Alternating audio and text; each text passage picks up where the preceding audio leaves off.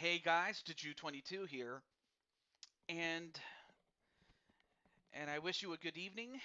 And as unconventional as this is, based on the fact that I usually don't stream on a Thursday, um, I intended to do this in one sitting, but of course, because of not logistics, but rather timing, I had to split the show in two. So now that we got that straightened out, let's take a look and see who we have in the chat, and we'll start from there.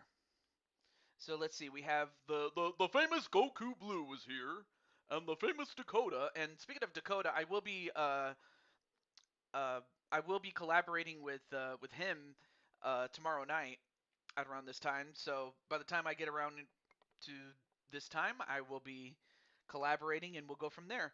And we also have Brandon Cornwell and Patty, and of course Patty is Patty does have a match as far as the tag team championships are concerned. Although let me check one more time before I forget. Yes, and we also have who? Oh, thank you for the tea. I appreciate that. And Carlos and Tenu. Okay. All right. So of course each night we have a bonus match plus 7 matches on the official card. And of course, we're doing the first 7 matches and a bonus match. And the bonus match is the 30 women Royal Rumble match. So without any further ado, let's get the folks that are going to be in this. Uh, and of course, the women that are in this are the ones that aren't booked, like LD and oh, of course, Violet has a match. So of course, she wouldn't have to be in this match, but Flames and also, before I go any further, let me check the chat. Yep, and of course Alicia can be in, and of course Alicia's in it. Okay, so okay, Jen's in it, and then Lily's the champ. Okay, Lynn can stay. Okay, Crutch and Kelly can stay. Jen can stay. Mario Girl can stay. Alex has a match of her own, and then Vera can stay. Lissa has a match, as does. Oh no, wait. I'm sorry. Jade doesn't have a match. My bad. And then Sumide can stay. All right. Let me see. We have and also great timing there too, there, Miss Alicia. In fact, let's pick you first. Now you got 3 streams to watch. Oh, not a problem. But hopefully I can give you just as much entertainment as you know Rob and Griffin gamers, because they are cool like that. But anyway, let's. But anyway, I don't wanna. But I digress. I should say I can't talk. Let's see. Okay, so Brenda can be in it. And then Carmelita has a match. Carmen Gonzalez can be in it. Um, and then Emily can be in it. Emma can be in it. How's it going there, Jennifer? Yeah, I'll put Chun Li in there. And Kasumi, and then okay, so Lady Danger and Liliana Ladrona are in the match or have a match of their own. So we'll go to Lioness, and then Mai, and then Paper Tay. If there's room, I can put Patty in there. Let's see, Mitty. Oh wait, Mitty already has a match, as does Rose. Sarah, I can put in. Patty, my bestie. Aw. And then Cheyenne. So, so you have Spike. Of course, you have your sister and your woman. As much as she's your man, or as much as you're her man, I should say. I misspoke. Hmm.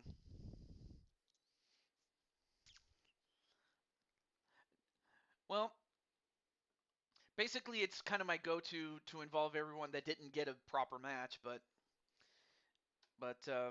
But thankfully, next show will be more of a normal show, so I can at least feature you there. So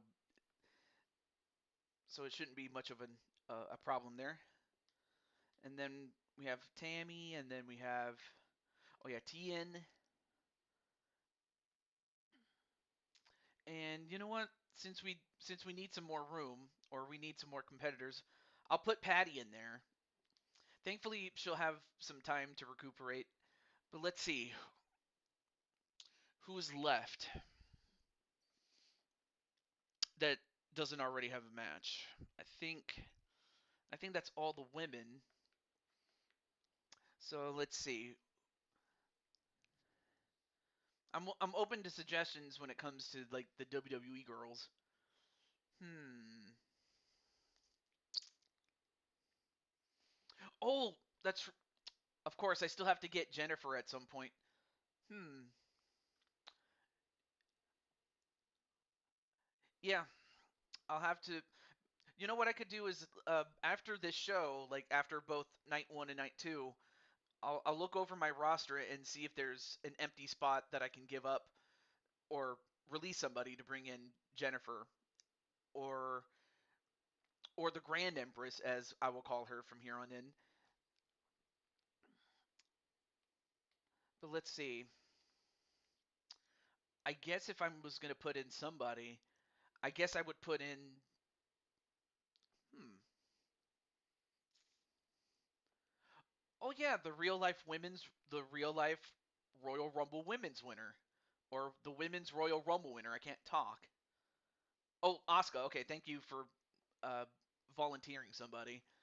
Okay, let's see. Let's get Asuka. I like that. Oh wait, there's still more room. Okay. All right. Awesome. I appreciate that, Miss Jennifer. Okay, so there's still room for more. Hmm. Yeah, she did. She won the very first women's Royal Rumble that was ever on television. Roxanne Perez. Okay. Okay, there we go. That's all of them. Awesome. All right. Well, let's continue, and then of course after this we will go into universe mode. And okay, make sure everything else is good. All right, cool. Brandon Cornwell, hello. Awesome. Just making sure everything is looking good. All right, cool. Okay, so what I'm gonna do is what I've noticed is that whenever I go into a Rumble match in exhibition mode, what tends to happen is that they show the first 8 competitors. So in order to keep it a mystery, at least for you guys, the fans, what I'm gonna do is gonna move my screen out of the frame until the match loads. So if you see nothing, it's just because I made it that way. So all right, so I'm gonna start the match, but again, it's to keep the suspense of who goes first and second a mystery to the fans out there. So again, if you don't see anything, it's just because it's intentional. That's all. Just tired, just waking up so dang early. Oh, I see.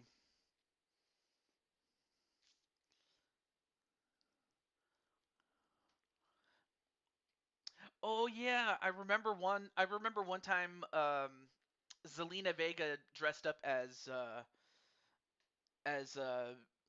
Han Yori, or Han, Juri, or Yuri, Juri.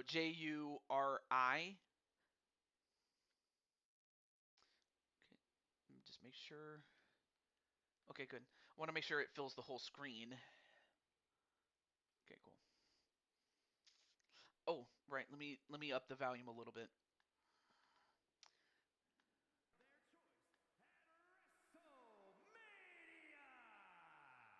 All right. Let me know if it starts to let me know if the picture starts to look out of sorts. Then I'll have to do the quick fix, but hopefully that's not the case there. Yeah, but she's not impossible. I mean, you can beat her. Then again, it just comes down to the skill of the player. Well, up first is the Phoenix, and that is one half of the Monsoon duet, Lin Han Nguyen.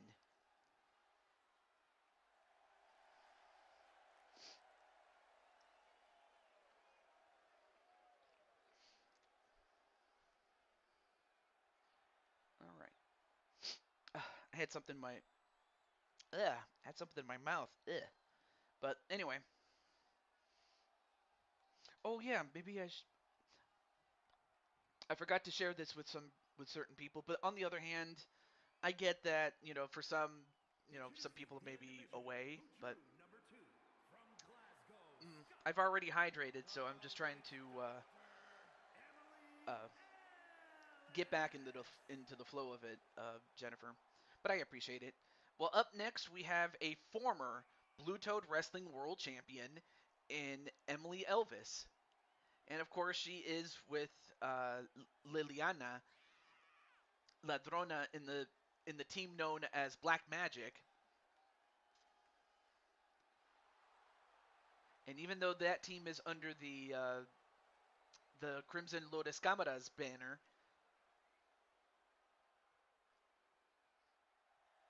it all started with her and Liliana. But it's going to start with her and Lin Han. Of course, those two have faced out I can't even talk. Have faced off against each other several times in tag team competition, let alone singles. Hmm. I mean, of course, that's something that my mom does too. So you're not alone. As as Emily proceeds to kick Lin Ha in the head, and as that happens, we have yet another former Blue Toad Wrestling World Champion in Jen Wolverine, and of course, she is coming off of the rematch for the championship in which she was unsuccessful, but it doesn't take away the fact that she is a former world champion.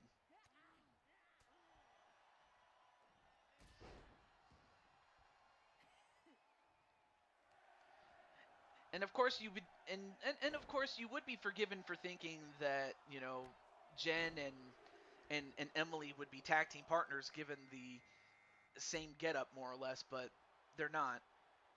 But then of course you have Tammy Martinez. Of course this is one of Alicia's friends. And just like that, Jen is looking to get rid of her. That's still something I have yet to earn. Yep.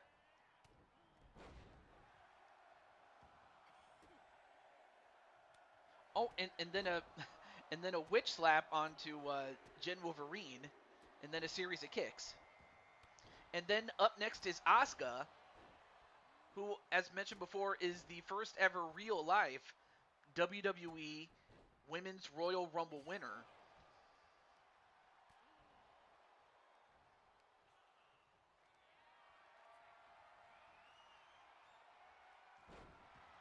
And of course, taken down is Asuka thanks to Emily.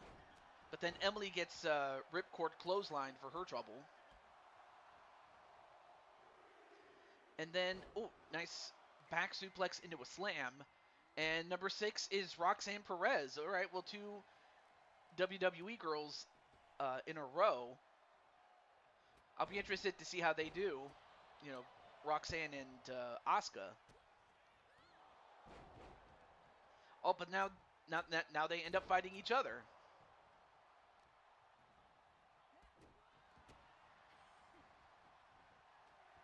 I mean, of course, I'll also take into consideration like how long one lasts in there, as well as like who eliminates the most people. So I do count. I do consider performance in there. But then, of course, you have Dragonheart RX, one of the daughters of Dragonheart himself. And just like that, she eliminates Tammy Martinez. So Tammy is the first one out.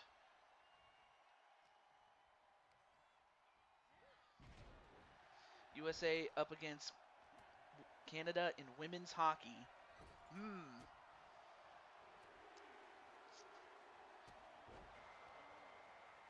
And speaking of speaking of Warrior Empress, there she is.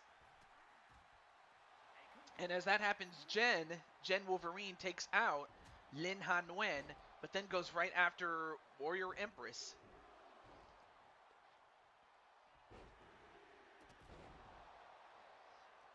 Yeah, and then of course we all know that Seth ended up getting betrayed by the very group that he ended up forming, which was the Vision. And as that happens, Roxanne trying to eliminate Asuka, but not enough. And then eliminated is Jen, thanks to Dragonheart RX. So that's 2 in a row for Dragonheart RX. And of course, we have Lin Han Wen's sister in Tian Long Wen. So of course now you have the Red Dragon, and she goes after Asuka, and she takes out Asuka. As Emily takes out Roxanne, who in turn gets taken out by Tian. So Tian takes out Emily.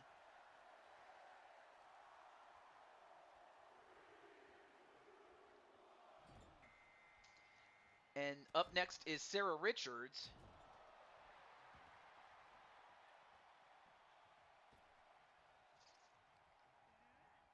Unfortunately. Oh, no. Reversed was Sarah Richards. And then a head scissors takedown onto the Red Dragon.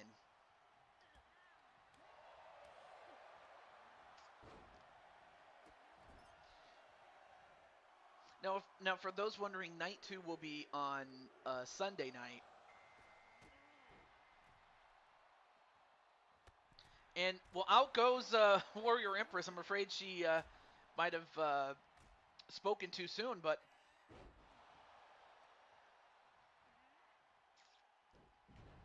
I do have plans.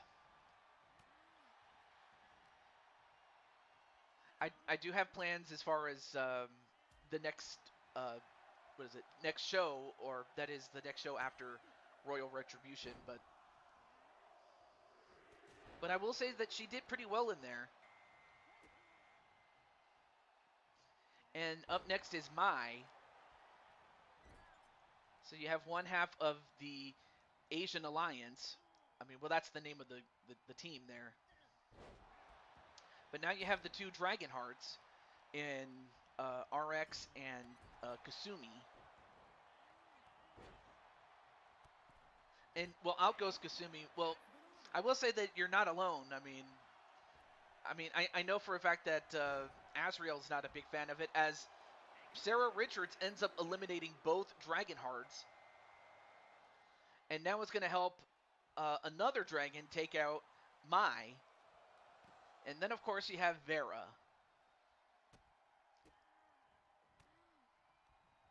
And, of course, she goes after her aunt, Sarah.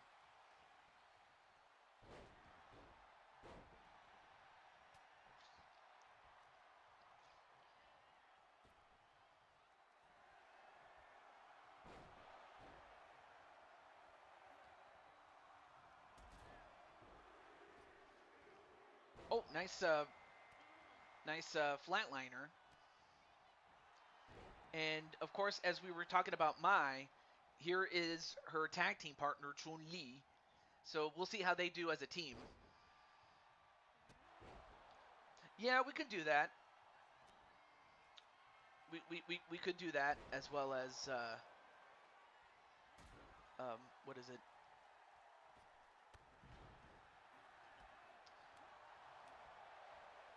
I apologize. I sometimes I do forget things, but I will get. But no worries, I will get it. And number 15 is Cheyenne. So there you see Spike Ryan's newlywed. I just feel bad. That's kind of where I was kind of lost for words there. Because I kind of wanted you to do well, but sometimes the game has other ideas.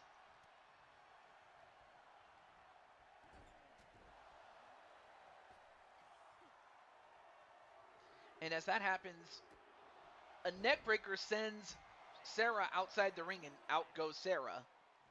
And number 16 is a former Mushroom Kingdom champion in Lioness.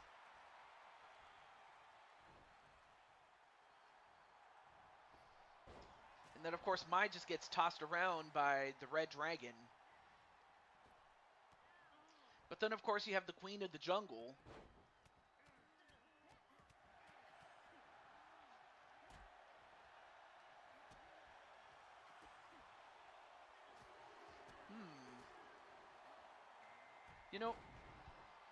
You know, Warrior Empress, out of all the women that you see, is there anyone that you would like to have, quote unquote, a program with?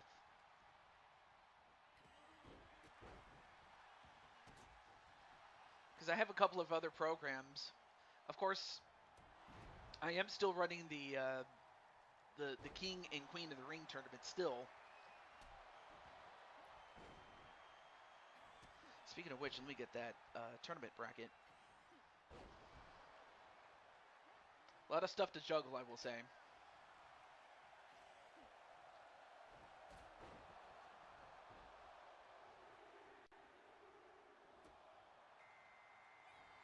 And then LD comes in at number 18, and I believe Carmen just eliminated the Red Dragon, but the Red Dragon was in there for quite some time.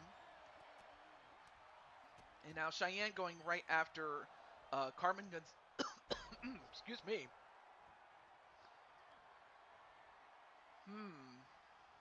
Oh, you know what? I will say this, though, that the champion... I may as well mention that the championship match for Royal Retribution just so happens to be Carmelita Fox challenging for the championship against the champion,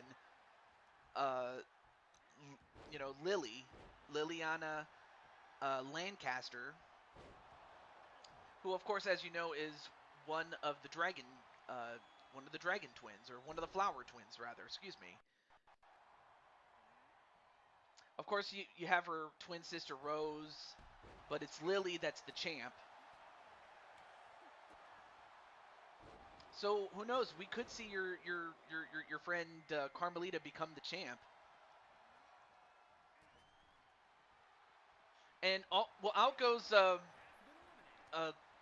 Chun Li, and as that happens, here is Patty, and of course Patty having this match as a warm up, and of course her tag team partner Diamond Sky. She does have a match of her own as part of the Queen of the Ring.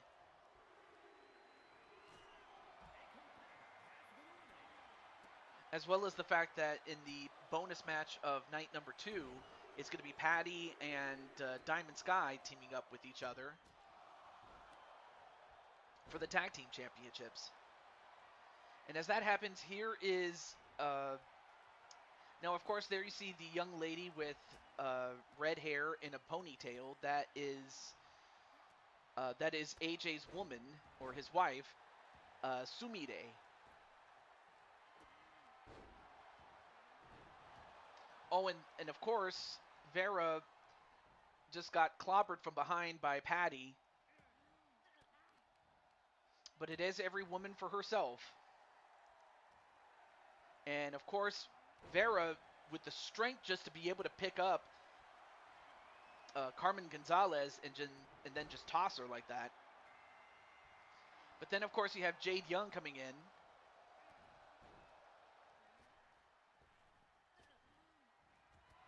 Oh, and a spear right to Vera. And, of course, Carmen still in. Only for Sumire to get speared herself. Oh, but then Cheyenne fights off both Jade Young and Patty. Then decides to go after Patty.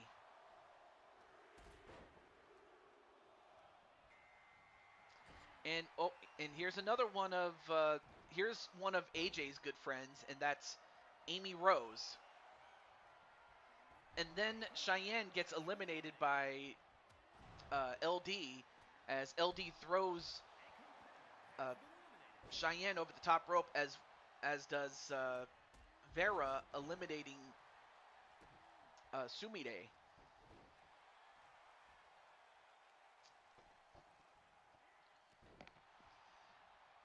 Well, I will say that Cheyenne did pretty well.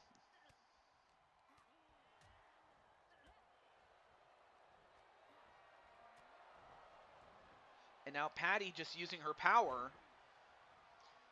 You know, Patty, I did read the story that you shared. I'm not sure if you remember the story, but you posted it earlier. But I didn't want to like put you on the spot there. But from what you did share, without spoiling it, not that it's a spoiler or anything, but I want to say that was a really nice story that you told, and I want to say thank you for sharing it. And you know, yeah, and of course I'll have to put in my deposit in terms of the pre-order for 2K26. And the only reason I'm getting it is because the support for 2K24 is going to come to an end, so it had to happen at some point. And number 23 is TJ Toad, aka Mabu Speranza Danzi. And of course, she goes right after her longtime rival, LD. Like both LD and Speranza, for many years, have disliked each other quite a bit. Yes, the one that you posted on LTD about a memory that you had. But again, I didn't want to like put it out there. Only to just simply say that it was a wonderful story and I liked it. Well, out goes oh, that was Speranza. Wow, Speranza didn't last very long, but yet she gets eliminated by Patty, and Patty's been in there for quite some time. So yeah, Patty's showing us why she herself is a former Blue Toad Wrestling World Champion. Yeah, and I thought and I am and that was so awesome, the fact that you actually got to do that. You know, back when you were you know, a younger Patty. I mean, of course it's not. I mean, how do I put this? Of course, your story is much better than the one I have, and that is the time I got to see uh, Charles Martinet. Of course, most people know him better as the original voice of Super Mario, Charles Martinet, and while that was awesome, I hate. Well, I don't want to say hate, but I think your story is much better. Is what I was trying to get at.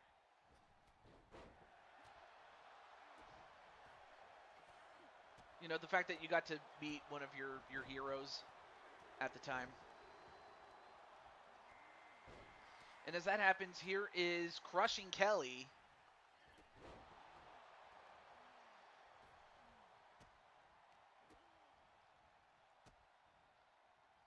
And as that happens, oh, double backbreaker onto Crushing Kelly. And then, of course, you have the Amethyst Rose.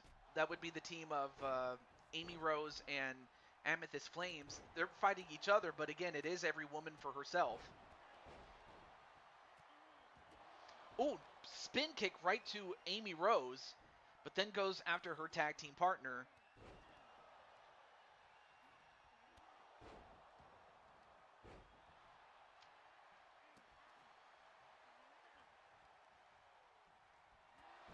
Oh, and then trying to crack the hand on Vera does LD. Well, so far we have a full ring. Oh, well, out goes Carmen Gonzalez. She's out.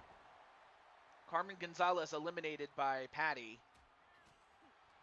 Oh, not a problem there, Alicia. Thank you for coming in. And but yeah, the plan will be to feature you in a big match and then also bring back the Grand Empress. But a few singers, a comedian, and an actor. Let's see. Other people that I have met in the past when it comes to famous people.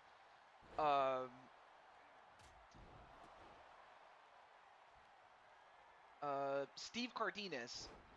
Of course, most people know him as the second ever Red Ranger, but he was also the Blue Zeo Ranger for, Power Ranger Zeo.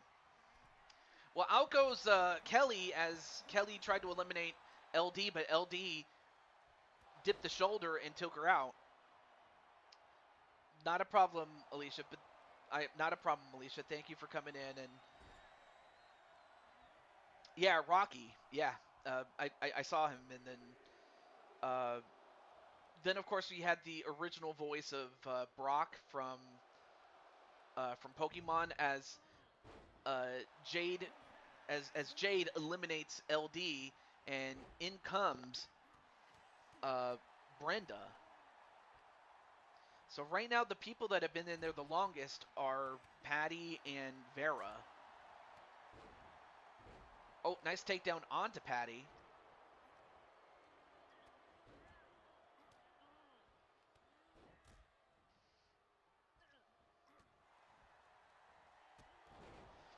But I do want to say thank you to Alicia for the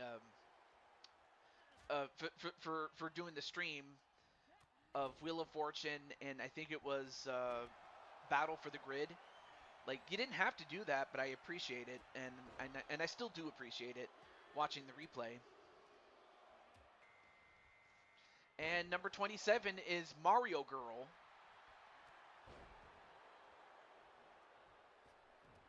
who currently is one of, if not the longest tenured, the longest tenured competitor in Blue Toad Wrestling amongst the women, having debuted going back to 2K18.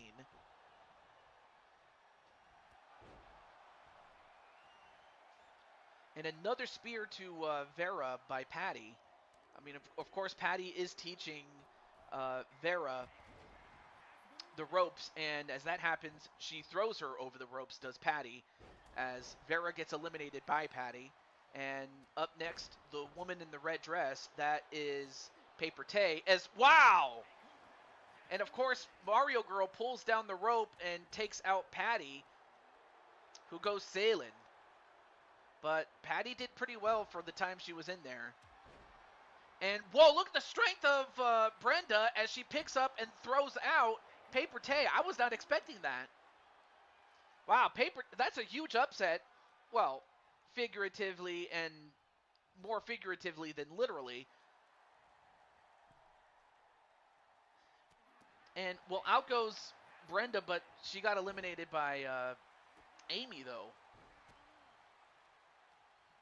So Amy takes out Brenda, but Brenda took out a former Mushroom Kingdom champion in Paper Tay. And can you believe that Amethyst Rose is still in the match? I can't believe both members, Amethyst Flames and Amy Rose are still in there. That's the longest you've stayed? Well, hey, that was pretty good. Although, just as good as the fact that your daughter got the second best number. Although I did get a chance to see Emma in, I guess you can say, you've heard the joke of we haven't even seen her final form. Well, I had a chance to watch Dragonheart's show, the last episode that he did, on the replay. I didn't get a chance to see it. Oh, and a low blow right to Amethyst Flames, and Flames will not be having any kids tonight. And, of course, number 30 is another former world champion. This time, it is Bowsette. And out goes Flames, thanks to her own tag team partner. And of course, naturally, Bowsette and Mario Girl are going to fight each other because, of course, they would. It's Bowser versus Mario, except if they were women. But one is a woman, and then the other was created thanks to the Power Crown. If you know, you know.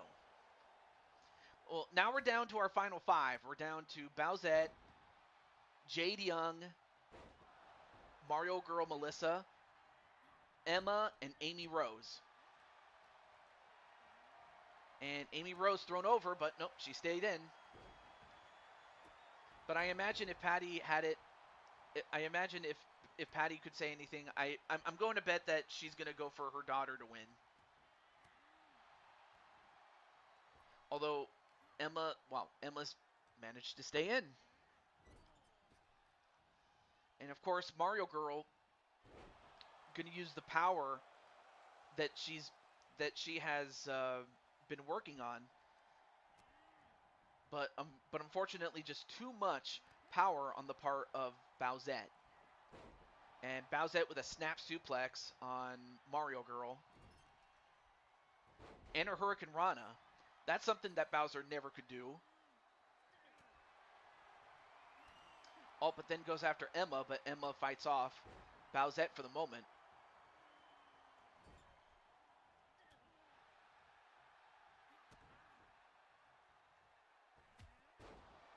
And wow, nice slam onto Bowsette.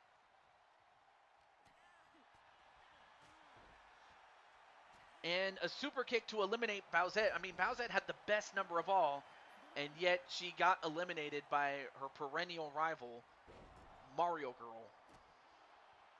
And hopefully everyone is... Let me see. Okay, cool. I just want to make sure that the picture didn't go away. But Emma eliminated... Emma eliminates Amy Rose. But now we're down to 3.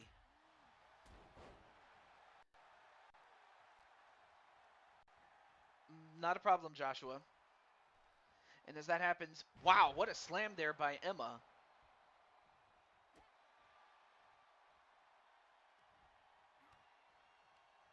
But then Mario Girl thrown over the top, but inadvertently saved by Emma.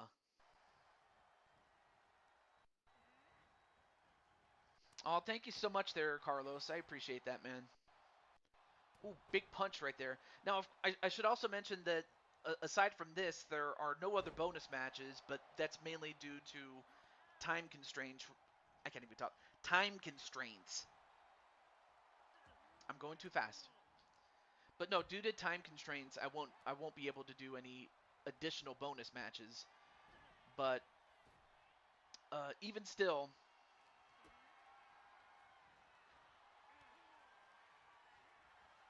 I still hope that you enjoy the show nonetheless. And nice German suplex. And then a ripcord clothesline.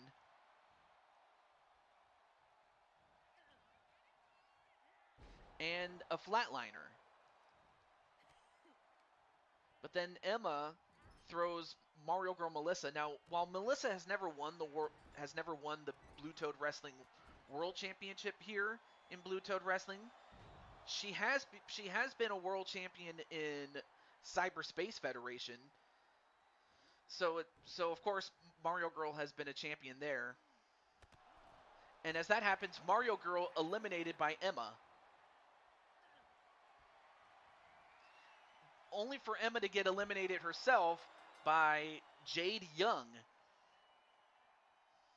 So here is your winner. And of course, Jade has been a world champion in her home promotion of Second City Dojo. And of course, she is someone to look out for, but I give credit to Emma, though.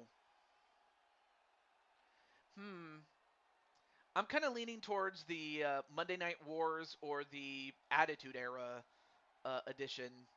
But what I would try to do is, before like going into story mode, to create your creations so that way those who don't have the unlockables can get them, and then of course as you add more stuff, then you can then say, okay, I have this, so if you have that pack and you've unlocked it, great. If not, well, hopefully they make it easier for us. That's all I'm going to say. Anyway, a 5-star match. Yep. But I mean, of course, I haven't made it an official decision, but I will let you guys know, especially those who are looking to get 2K26. So, anyway. All right. So, before I go any further, let me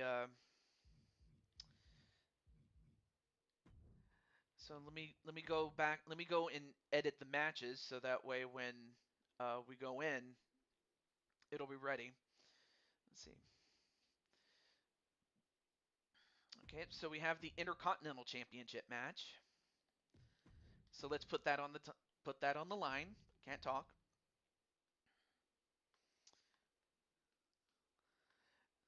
So we do get to see Mitty.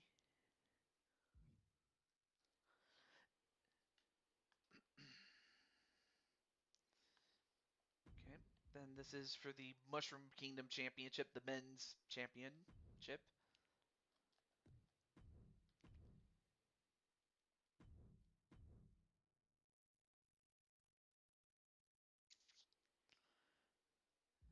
Okay. And then, oh yeah, and then this is supposed to be the men's Royal Rumble match, which, well, I'll have to do that off camera since, because if I do it on camera, it'll take too long. But I'll still put in the other championships on the line. So you do get a little glimpse of what we do behind the scenes. Okay. Put the title. So of course, as you can see, the Gamer Squad is going to put the tag team championships on the line against two of the Dragon family members. Oh no, I'm sorry. Not Dragon Heart. Kaiser Heart. I put the wrong heart in there. Come on, TJ, get with the program, man. No, Kaiser Heart. Like as if I wanted to jip Patty. No, man, Patty should get a chance to see her man. There we go. There we go. And then Rob Gamer. There we go. I put the heart. I put the wrong heart in there. It's supposed to be Kaiser Heart. There we go. And then we have the men's Intercontinental Championship. Let me put that on the line.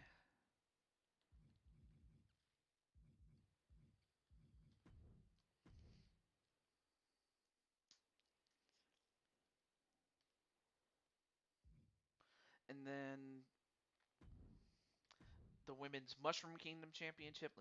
Let me put that in there.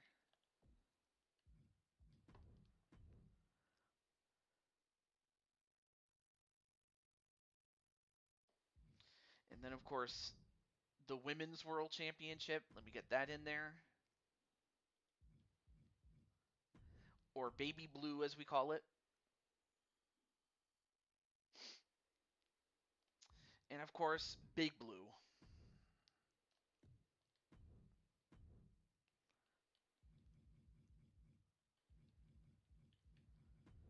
There we go. Catch up on the chat. But anyway, thank you for your patience, and hopefully you got some drinks and some snacks and everything like that. But now we can officially start the card. And with that, let's get to it. So, so our first match is for the Blue Toad Wrestling Mixed Tag Team Championships. So of course you have the challengers, the former champions, the Dangers, Captain and Lady Danger, and then of course you have the Calibers, JW and Tiffany Sky Caliber. So let me just let those guys know that that they're up. So let me do that right now.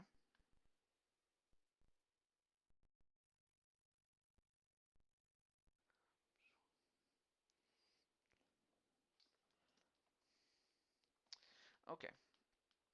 Let me get Captain Danger.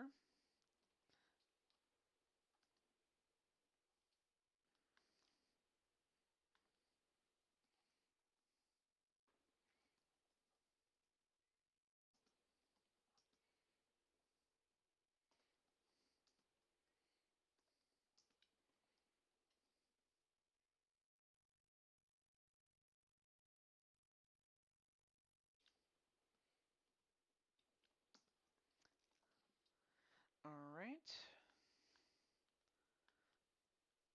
And then same thing with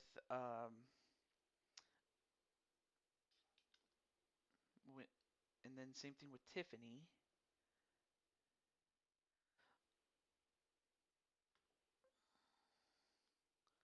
Hmm.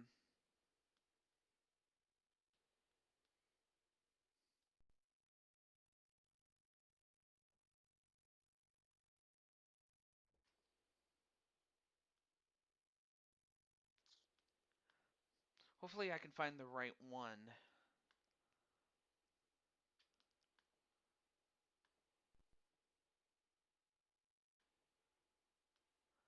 Oh wait, I forgot her old account got hacked. My bad. Well then in that case, let me get Mr. JW instead.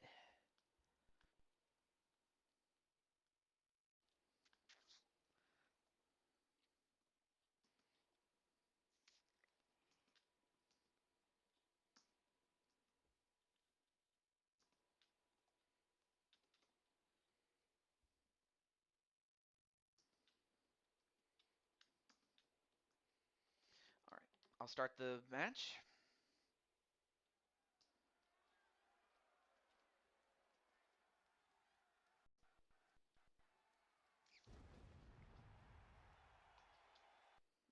Okay. Got that. Yeah, let's see. So, yeah, like we're talking like 1984 all the way to 92. I mean, there's even a documentary on it by Cultaholic, and it goes into detail during that period, and how the WWE went from a very modest company and a well-off one to in their own words, what the world is watching. All right, not a problem there, Jennifer. Do take good care of take good care and definitely get some sleep.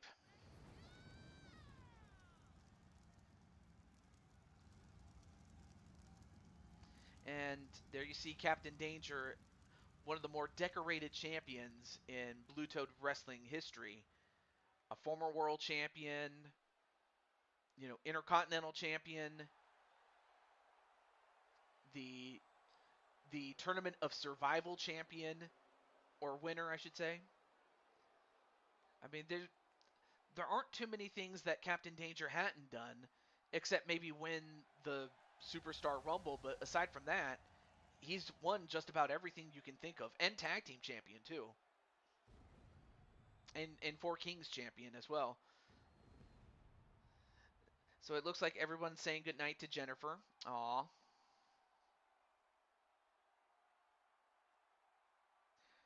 I think that's wonderful. That is absolutely wonderful. I really do. So we have Captain Danger, and now we have Lady Danger.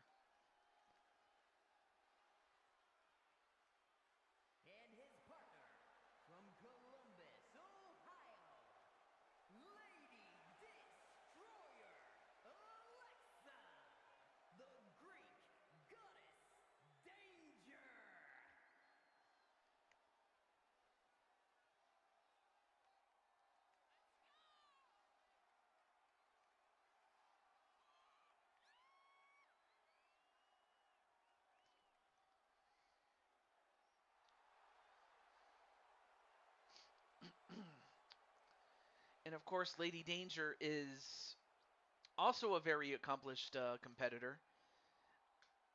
I think really the only thing she hasn't won is the tag team championships and the world championship and intercontinental champion, but she was the first ever United States champion when that championship was brand new.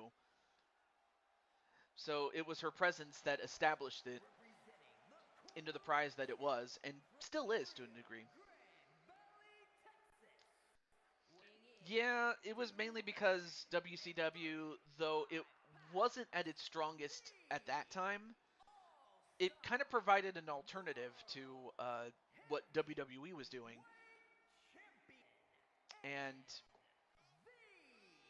And, and I will say that while the product wasn't perfect or anything like that, it at least made sense from a booking perspective. But I mean, of course, while the booking wasn't the problem, it was just like the way that it was ran, especially when it was ran by guys like Jim Herd and uh,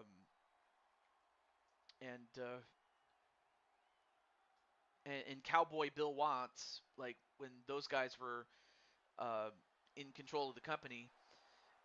Really, the one thing that plagued WCW for most of its existence was the fact that its leadership was just like the company structure just was not sustainable, and really it was just a matter of time before something went wrong, and unfortunately it did go wrong, and well, we all know what happened. And as we were talking about that, of course, we had not only a mixed tag team champion, but as well as a world champion in JW Caliber, the Dirty South Outlaw. Well, here is the love of his life. We have Tiffany Sky Caliber.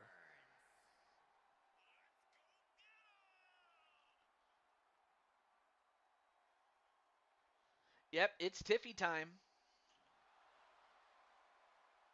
Although, although in this case it's only for JW only. Of course, the fans definitely enjoy Tiffy time,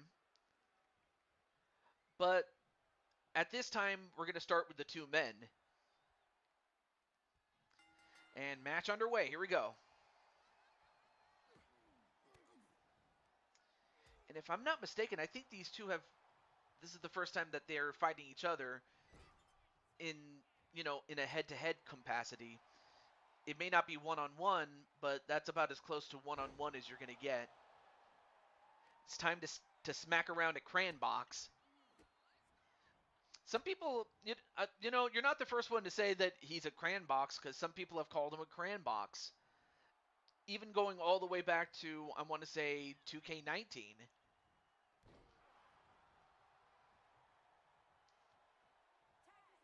Anyway, a tag right to Tiffany.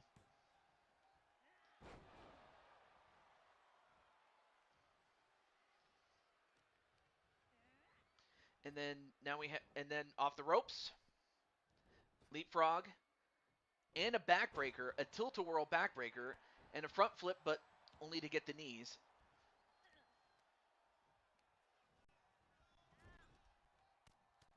And now, wow, and of course she just, well, never mind. As nice jumping kick there by Tiffany. He was at the paintball park before this match, and then you kind of wonder what color got splatted on him. Was it the color black or was it the color yellow? But as that happens, Captain Danger now stopping a mud hole in him. But it is still early in this match. Then a neckbreaker onto JW. But of course it is easier said than done to take out JW. But JW now proceeds to stop a mud hole in Captain Danger himself. Now starts to work on the man's arm. If you take out his arm, you take out a great chunk of power from Captain Danger, and then a backbreaker with those knees. Oh, but then turns it around and arm rings JW. And then gets punched in the stomach. And then showing us the strength that he has. Although I think he gets caught with an STF. But then Captain Danger powers out, only to get the Dirty South Lariat. 1, 2. Ooh, almost got him though. Oh, Deep South Lariat, excuse me.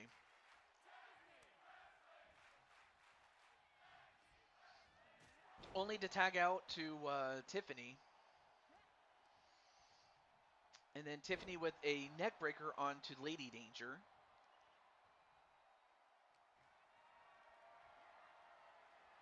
But then Lady Danger picks her up and drops her headfirst on the turnbuckle. And a couple of stomps, and now proceeds to choke out Tiffany.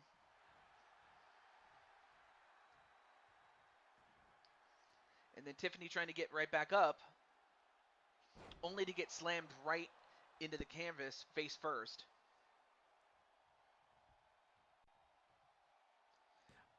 But, of course, Tiffany does not stay down for long. And then a forearm shot. Then tags back in JW. Only for him to get speared. And 1, 2, no, kick out by JW. And then Captain Danger, nope.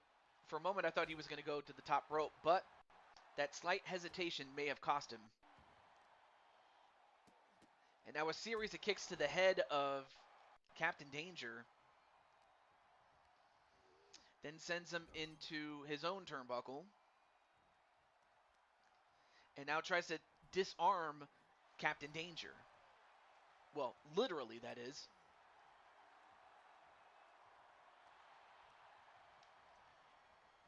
And then Captain Danger gets sent into his own corner and slammed on the top turnbuckle. And then gets kicked in the leg.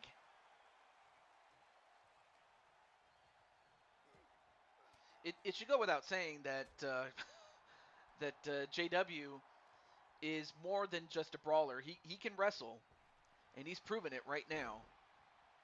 And he's an acrobat apparently, because he can do somersaults and flips and stuff like that. Very athletic. Although out goes Tiffany as she gets thrown over the top rope.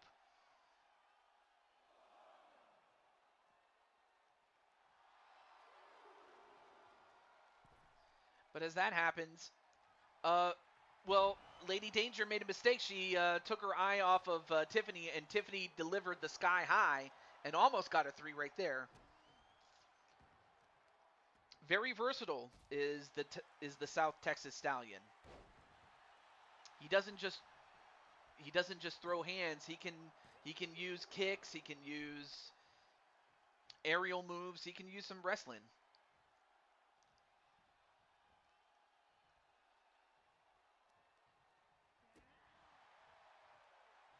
Anyway, then Lady Danger sends Tiffany into the Danger's corner.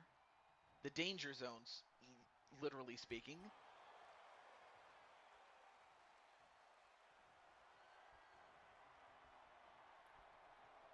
And then, a sunset flip, but decides not to go for the pin. That might have been a mistake there, but then a tag right to Captain Danger. And then a DDT onto JW. But then JW gets sent into the Danger's corner. And now gets choked out.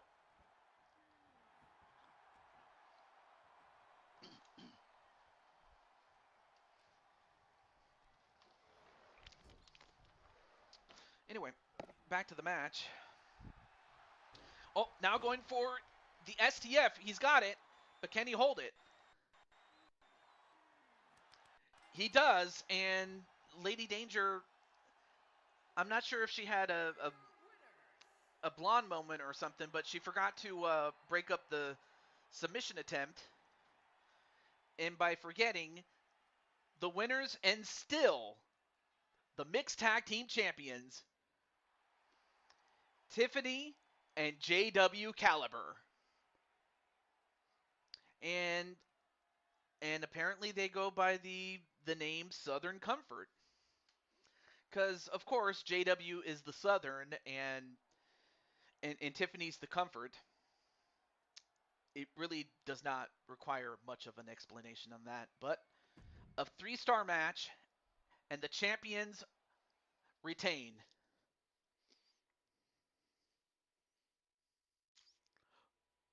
I'm sorry. The STF is the Southern Comfort. Oh, okay. So no, that was the hold that you just tapped him out with. Okay. So Southern Comfort gets the job done. He has won several matches with that move. I just didn't know that that was the proper name for it. My bad. But thank you for correcting me, though. But of course, you delivered Southern Comfort, but I think Southern Comfort's on your way, if you know what I mean. But we go from Southern Comfort to, of course, south of the border with Liliana Ladrona, born in Mexico. And then, of course, you have someone who comes to us from, well, from the land of Lanale, Midi. You'll catch your other match tomorrow. You work early in the morning. Oh, I should mention that the other match is on Sunday, not tomorrow. Uh, so you do have some other. So you do have some time uh, if you're available on Sunday night. But I should mention that part there. Set me to have my proper last name. Lissa Utaker. Okay, I can do that as. Oh, that's right. You still had the Dracul name. All right, I can change that. Depends on what time. I'm gonna try to aim for 4:30 p.m. Pacific, but that's mainly just due to the time change at church service. So there's that. But I'll keep you posted, and I'll keep everyone who follows on Discord posted as well. Is the men's Rumble match still happening tonight? Oh, that I'm gonna save that for night 2. Just so we can have one Rumble match per night instead of having 2 of them on the same night, because variety for variety's sake, really. But anyway, without any further ado, let's get right to it. So of course I know that Patty's here. I imagine Patty would probably share this with Midi. But while that's happening, I'm going to share this with Liliana's girldom.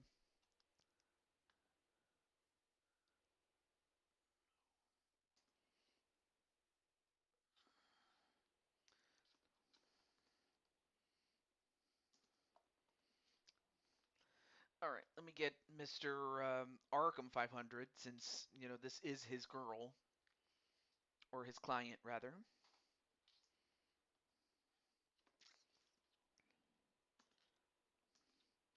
And this is also, oh, I almost forgot.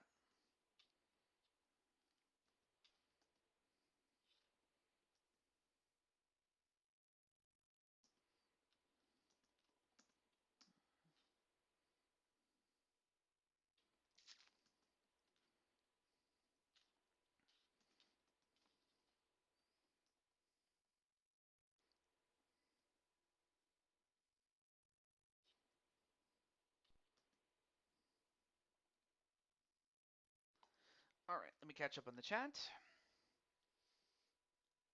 See you on night 2 of Royal Retribution.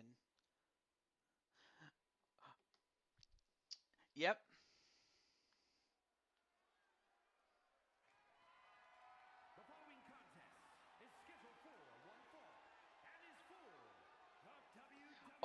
You know, speaking of Killian, Lissa, I am happy to tell you that your man is in action, and he actually has a match of his own. I forgot to mention that part. Rangers heading home, then they usually play Stardew Valley. Aww. That's awesome. Well, anyway, here is Liliana Ladrona, and of course, she is the challenger, and of course, she won a Rumble match of her own a couple of weeks ago. And of course, that victory was enough for her to get the opportunity to challenge Mitty. And we'll find out if she can convert and become the new champion. But yes, Lissa, your man is in action. And in fact, it's the de facto main event, mainly for the simple fact that we are splitting the show in half, and it just so happens that his match is the last match. So Killian gets the main event spot as he takes on Space Ghost in the King of the Ring tournament match, and I'll go into more detail about that when we get to it. But up next is the defending Blue Toad Wrestling Women's Intercontinental Champion, as well as the record-setting 10-time Blue Toad Wrestling Women's World Champion. I mean, she shattered the previous record that was held by two other women. Wait, at least two other women. The two of them that come to mind include someone, of course, that most of you have never heard of. Her name was Genetera, or Jennifer, but not to be confused with Grand Empress Jennifer, but, you know, different Jennifer. And then the other was Betty White.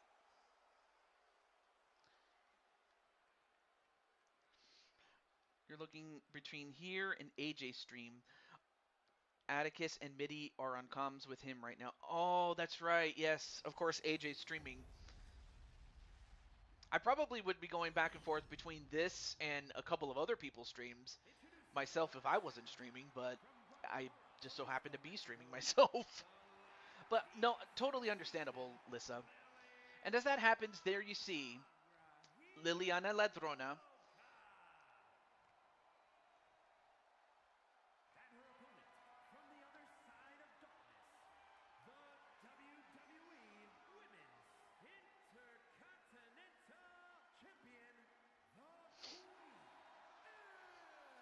TJ, am I booked? Oh, let's see. Well, as a matter of fact, yes, you are booked, but you're booked on night 2. And that match happens to be you versus Clinton for the men's Intercontinental Championship against the champion, Clinton. So yes, Joker does have his own match, actually.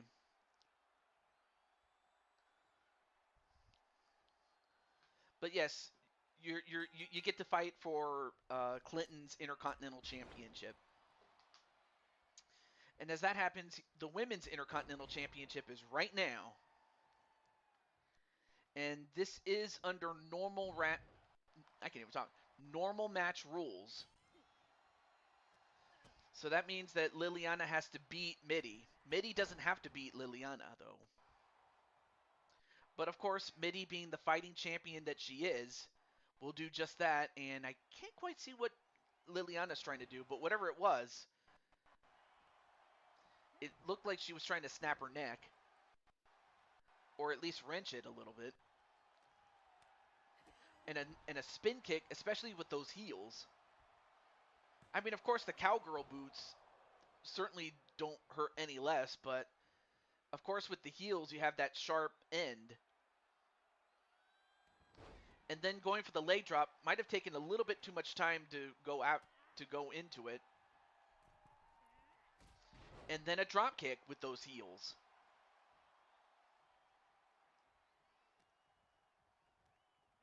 I gotta say, Patty, if there's one thing that you've done, it's the fact that you trained Mitty to be a world champion, much like you were yourself. And not to mention she is your daughter, and you know, I mean, she learned everything that she needed to learn in her early years from you, and I imagine she appreciates that. And a pin 1, 2, went, she hit the code breaker, but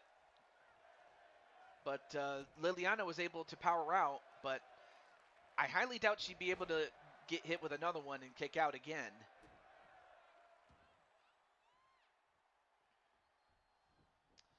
And a Rolling Thunder.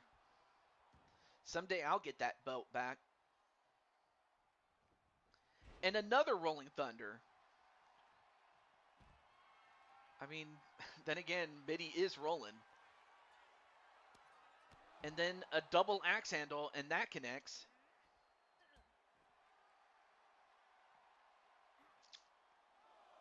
And then a suplex. And another one. And another one, the Three Amigas.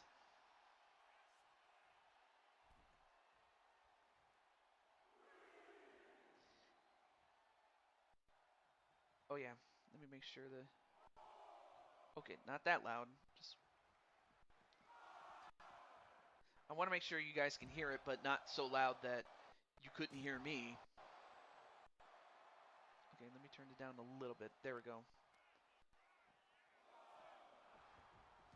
There we go. And also let me know if the picture starts to, crack out. I hope not.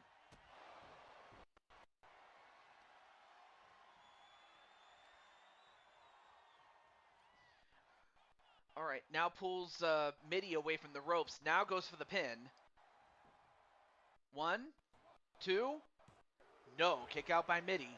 Mitty showing us the champion that she is. And another code breaker for the second time. Is that enough? 1, 2. No! I don't know how Liliana was able to kick out a second time.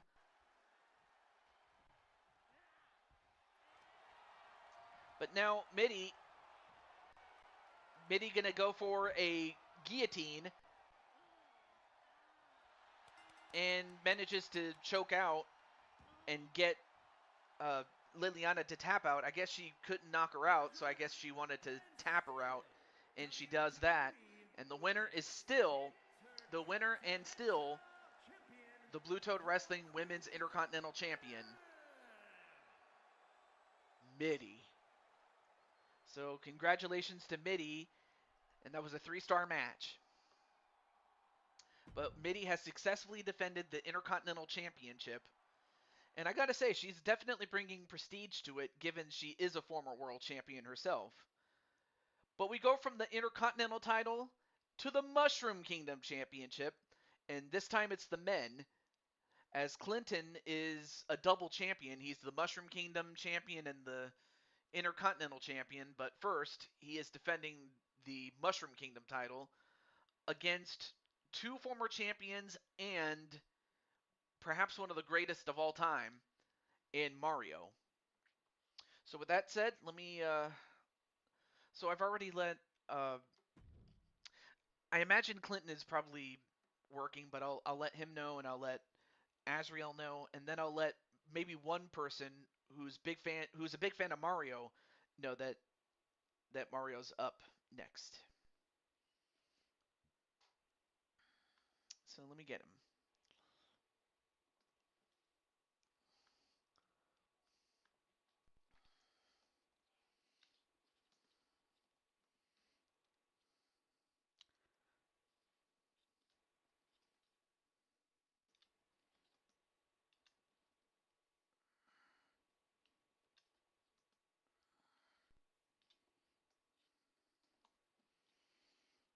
Okay. And then same thing with Clinton. Let me get him.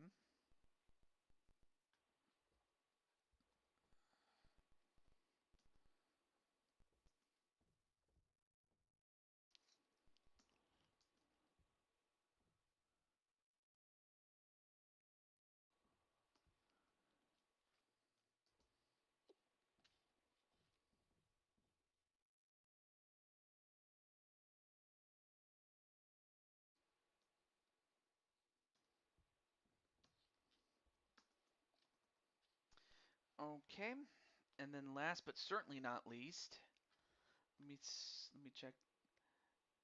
Okay. Let me make sure that the chat didn't get stuck, because sometimes I notice that the chat can get stuck and then I would have to refresh it on my own side, but okay.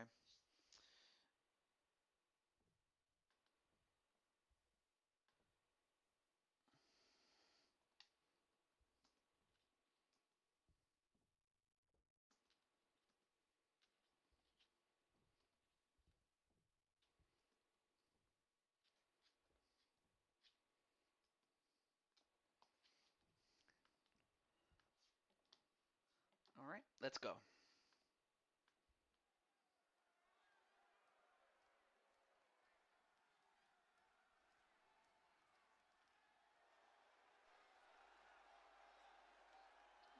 Okay. Oh, right about there is fine.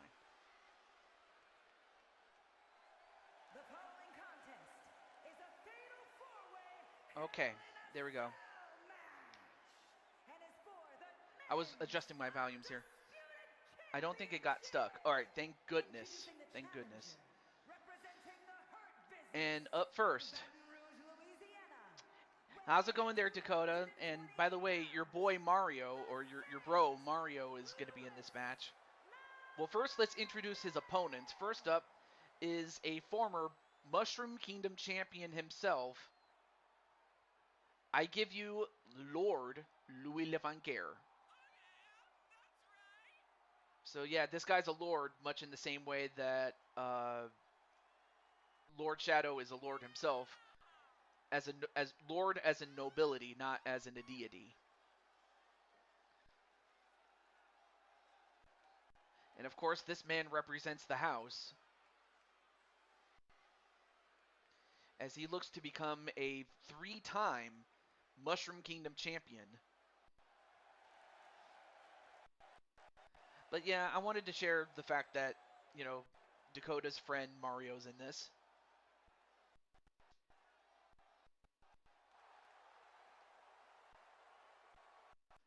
Well, I can tell you one thing about this young man, and that is he certainly does not lack confidence, does Louis.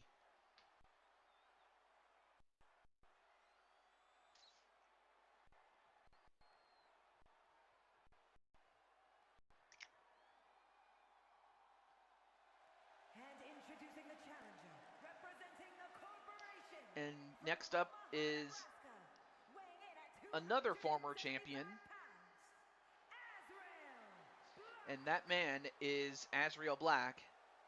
Of course, he's won other championships. I mean, he's been a tag team champion and a Four Kings champion. Really, the only titles he hadn't won is the Intercontinental and the World Championship. But aside from that, has been very successful everywhere else he's been. Whether it's his own promotion, that is Anarchy Pro Wrestling, or his brother's promotion, Chaos Regional Wrestling, or his sister-in-law's promotion, uh, Blood Moon Wrestling Federation. So he's been in a couple of other places and has been successful. So he has the track record to do it. The question is, can he do it, or will he do it? I know he can.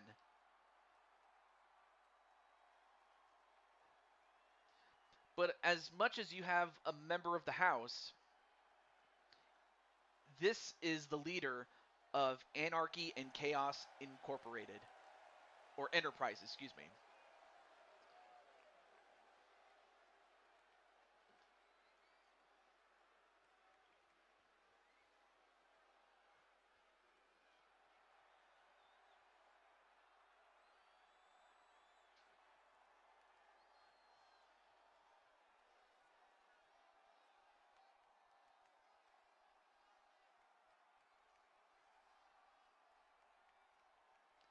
But then we go from Azrael Black to Super Mario. I mean, really, do I even need to explain who this guy is? Only the most popular character, like ever since, you know, ever since the 80s came in, like ever since 85, Mario has been a staple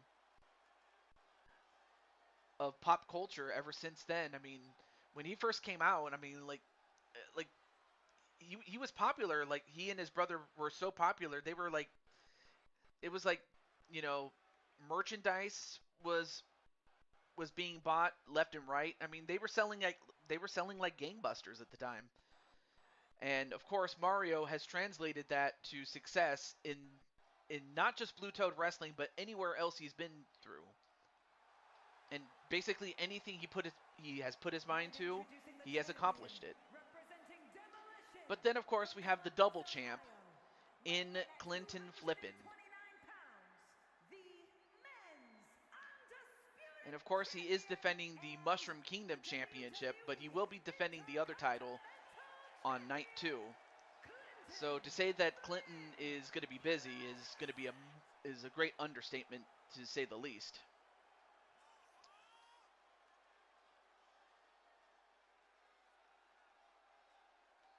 But really for Clinton, he's got his work cut out for him. I mean, he's got 3 worthy challengers that want to take the title from him and take it for themselves.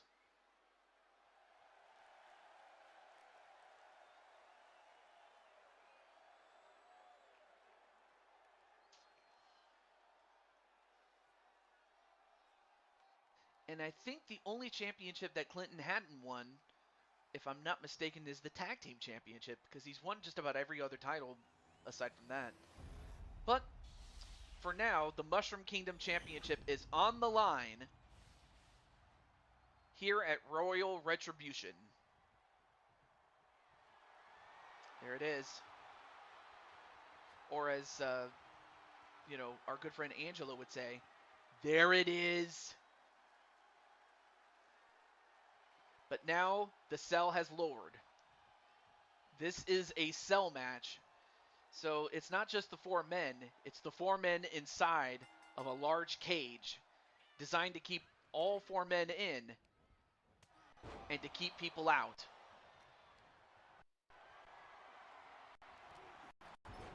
And match underway.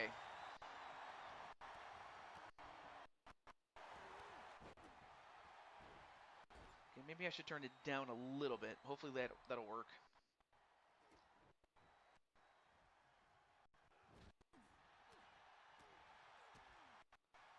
Okay, there we go. Hopefully that helps. And as that happens, nice jump kick there onto Clinton.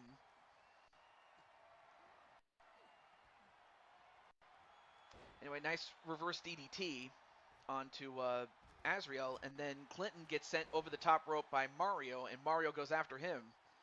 However, the object is to be the first to either pin or force your opponent to submit, and then spat in the face with a mist, and then goes for the pin. 1, 2, and I'm surprised Mario didn't try to break that up. That would have been a huge mistake if Louis hadn't kicked out there. I have the honor and privilege to be the first ever women's Mushroom Kingdom champion. Yeah, and that's something no one will ever take that away from you, Patty. Absolutely.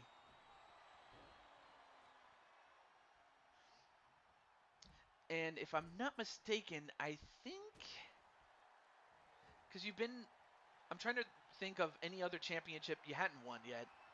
I think the only title you hadn't won, and correct me if you have won it, but it's the Intercontinental title, the very title that your daughter holds. But otherwise, you've won just about everything that there is to win. A Grand Slam champion. But right now, Mario is stomping a mud hole in Azrael. Well, now they get switched up as Azrael gets thrown over the top rope, but now it's down to Mario and Louis inside the ring. Now, of course, to win, you gotta pin or force your opponent to submit in the ring. So in other words, it has to end in the ring. It can't just end via a knockout or something like that. It's got to happen in the ring.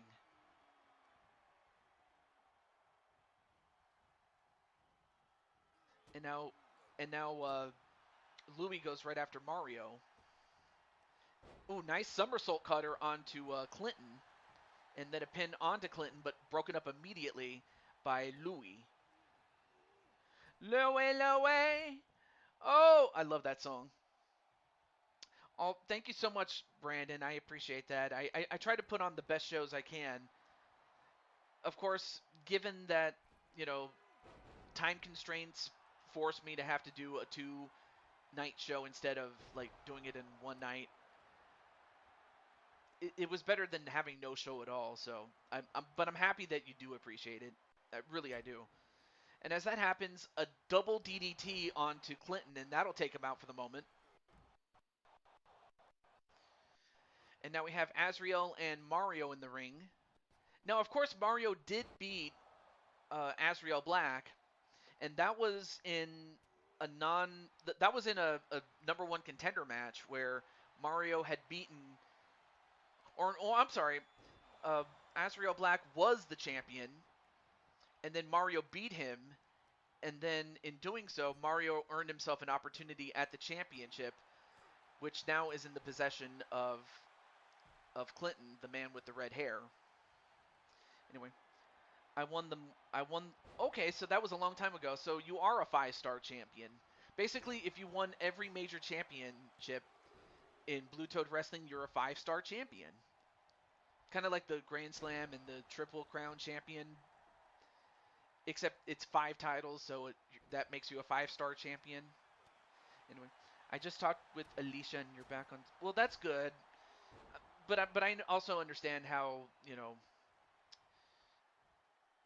And I didn't want to mention this, but now that you've said it, yeah, I can see how, you know, when one is not on speaking terms with somebody else, I can see how that could rub certain people the wrong way, and you know, and whenever you're not on speaking terms with somebody, it just permeates throughout the whole room. But on the other hand, that should really just go without saying. A pin, but broken up by Mario. And now Mario with a jumping clothesline from off of a slingshot with the ropes, and then a forearm shot onto Louis, and then proceeds to kick Azrael in the head, but only for him to get spat in the face with mist, and that covers his face with some blue stuff. I'm not sure what that is, but it blinded Mario, and, well, broken up by Louis. And then Louis with a slingshot drop kick, and goes for the pin on the champion. 1, 2, no, kick out by the champ. I mean, that would have been huge for Louis to win the match, beating the champ.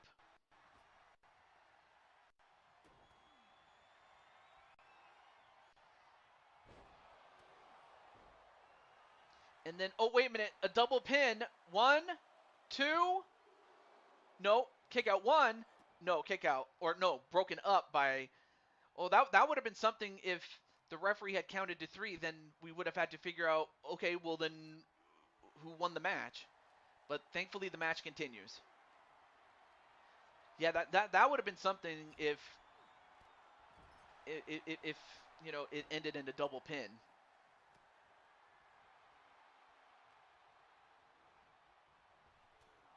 Anyway, nice jumping knee onto Louis.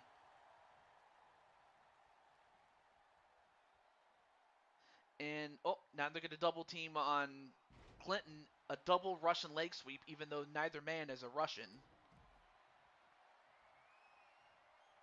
Then a brainbuster to Mario. And then, well, broken up by Louis. That probably would have been it had it not been for Louis. Although Louis crashes and burns. But he gets right back up, though. And the silver bullet onto Louis Levanquer, and, well, broken up immediately by Mario was that pin attempt. And now we have a sledgehammer in the ring, and then hit in the back with that sledgehammer was Clinton. the man who brought the sledgehammer in the ring.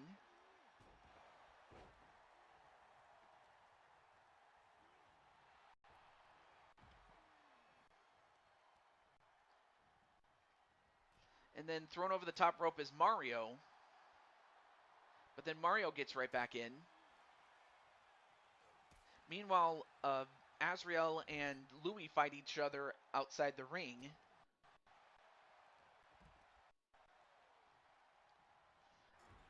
Then sent in the corner is Mario inside the ring. And now Mario getting his arm disarmed, so to speak. Well, not completely, but at least that was something that Clinton was trying to do, and now is choking out Mario. And then a pin, but broken up by Louis. But now all four men back inside the ring.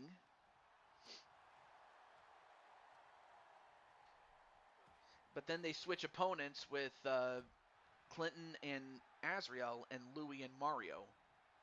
Then a spine buster onto Mario.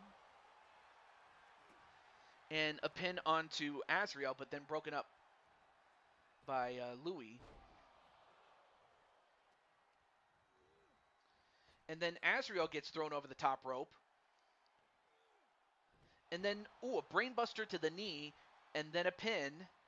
And, well, that probably would have done it had it not been for Mario. Mario saves it for himself. And now Mario, getting his second wind, takes out Louis, but then it comes down to him and Clinton for a moment. But now Azrael coming in. But then Mario fights off Azrael.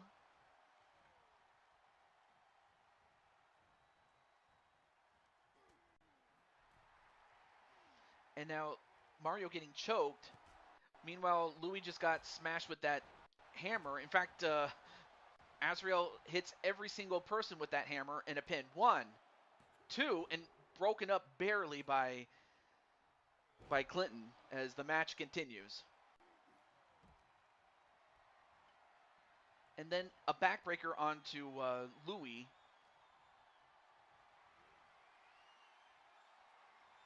And then headfirst into the top turnbuckle. And then the French Revolution, which is that move that he just did. 1, 2. What?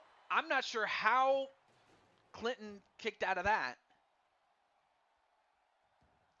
I mean, he hit the move that he just did called the French Revolution, and that was not enough to knock him out or get the pin and the win. Anyway, a high kick right to Clinton.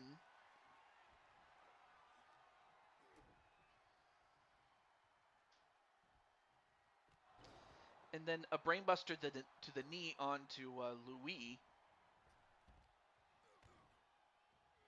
And then a high kick of his own onto Azrael. Now goes after Clinton. Then sends Clinton into the ropes. And then the Super Mario punch and a pin. 1, and broken up by Louis. So it's really a mad dash as to who can get the pin or submission. And then, nope.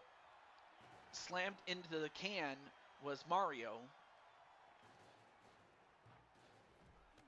And then the Clint Sasha, but broken up by Azrael.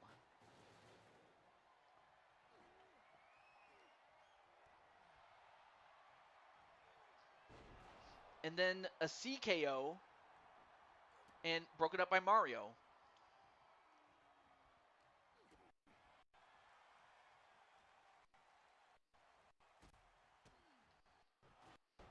There we go. And then a gut wrench suplex. And another one.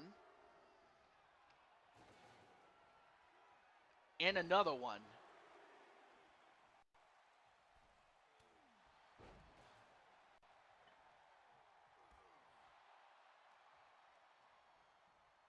And then, nice reversal though, but the can got in the way.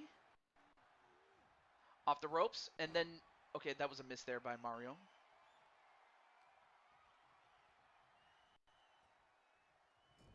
And then slammed on the top turnbuckle was Mario.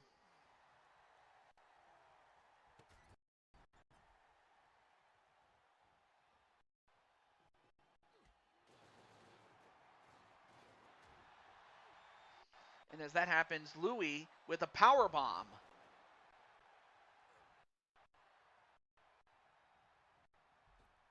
And a somersault cutter onto Mario. And then a moonsault onto Mario. But then turns his attention to Azrael, and then Azrael with a backbreaker of his own. Then a kick to the back. And then an elbow drop.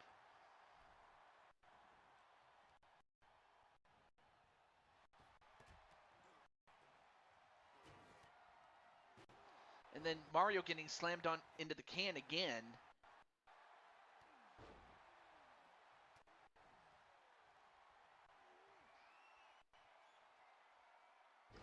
And then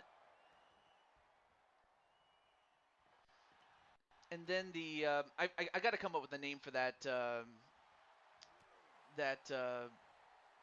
the chicken wing slam.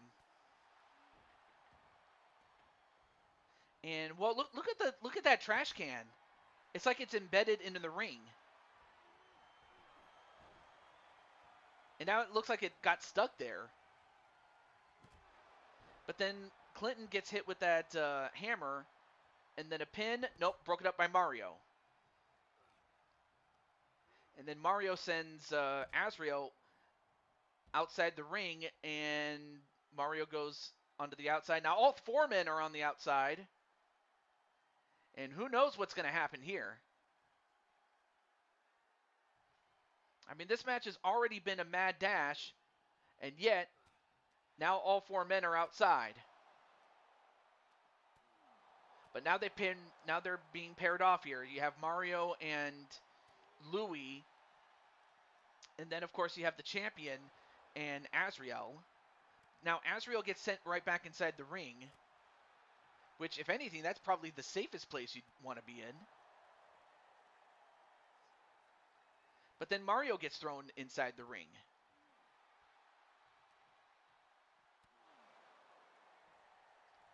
But now Louis continuing to go after the champ. And meanwhile, Mario gets right back up and goes after Azrael.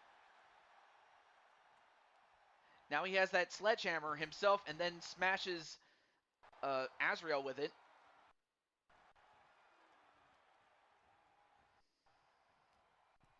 And then a jump kick.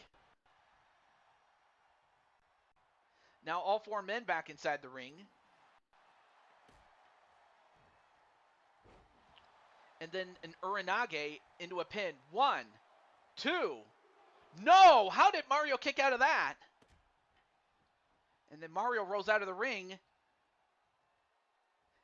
But it looks like two of his opponents are going... No, never mind. Just Azrael goes after Mario.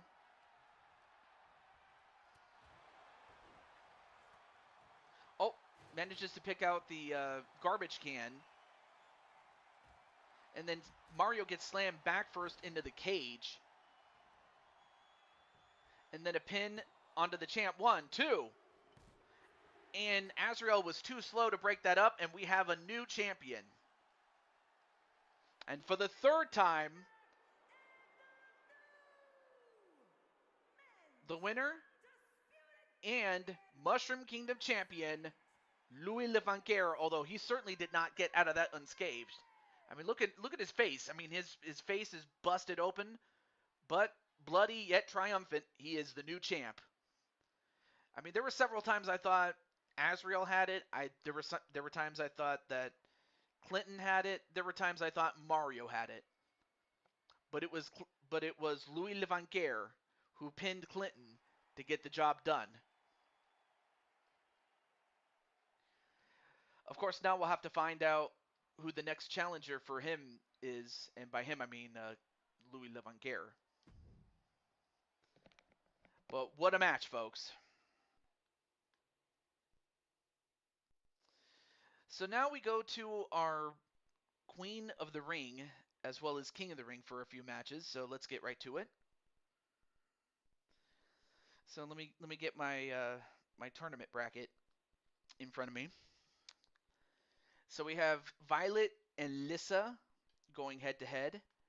Now I understand that Violet is with her uncle AJ, so I imagine that she wouldn't be able to respond. I'm certain that she'll uh, watch the replay along with her uncle.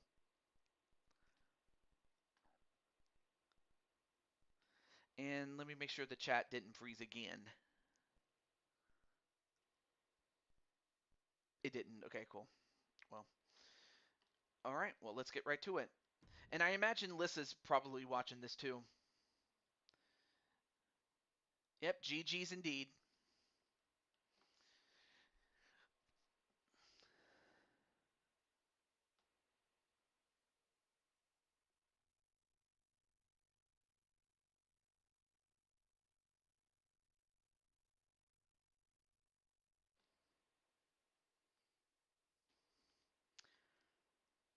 So we have this, and we have one, two, okay.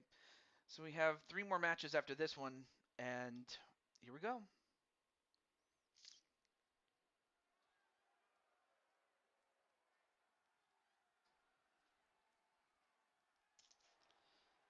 But then, of course, you have a former 4-time Blue Toad Wrestling Women's World Champion, but also now the current Cyberspace Federation Women's World Champion, as well as 1/4 of the 4 Queens Champions in Violet Rose Richards U-Taker, or simply Violet U-Taker. So for Violet, a victory will get her 1 step closer to another shot at Baby Blue. In fact, that's really what these tournaments are for. The winner of the tournament, as far as the women, the Queen of the Ring, gets a shot at Baby Blue.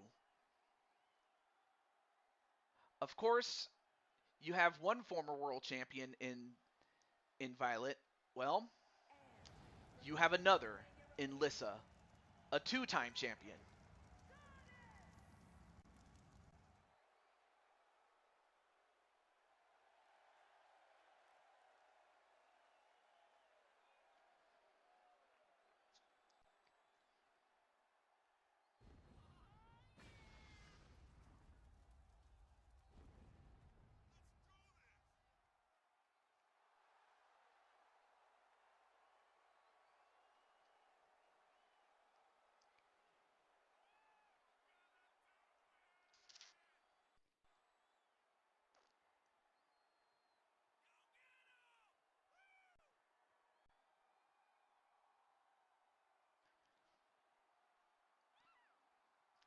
I mean, of course, I should also mention how decorated of a champion is Lissa. Of course, most of that has to do with her home promotion in CRW, or Chaos Regional Wrestling, and several other places that I've mentioned prior.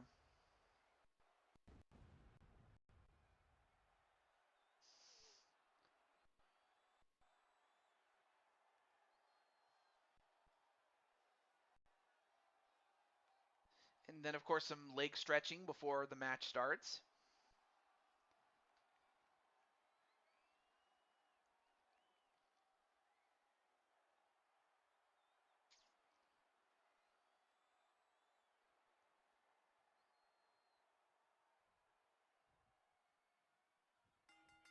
All right, match underway. Here we go.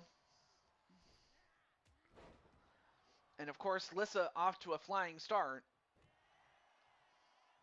And then a double axe handle to the back. But, of course, these two are no strangers to each other. I mean, they are family. You know, of course, you have the family tree of, you know, the U-Taker family. Of course, in the case of both women, they married into the U-Taker family. I mean, for Lissa, it was Killian, and for Violet, it was his brother, Lucian. But even before they each married into the Utaker family, they were already related in the sense of the dragon family.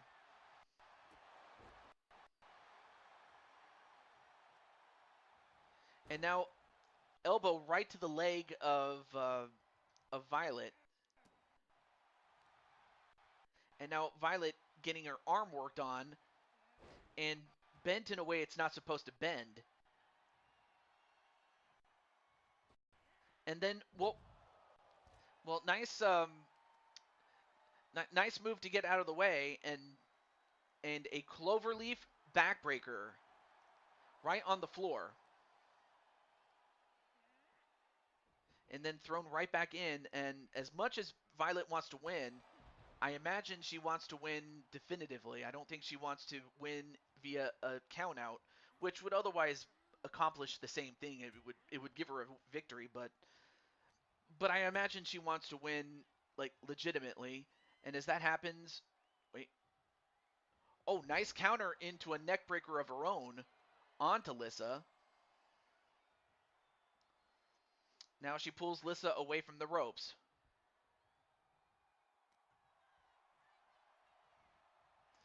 And now, well, not sure what she was going to do to Lissa, but Lissa fights back. Off the ropes. Oh, misses the clothesline, though. And then a stun dog millionaire. Oh, I'm sorry. The dragon stunner. My bad. The dragon stunner. 1, 2. Almost got her with it.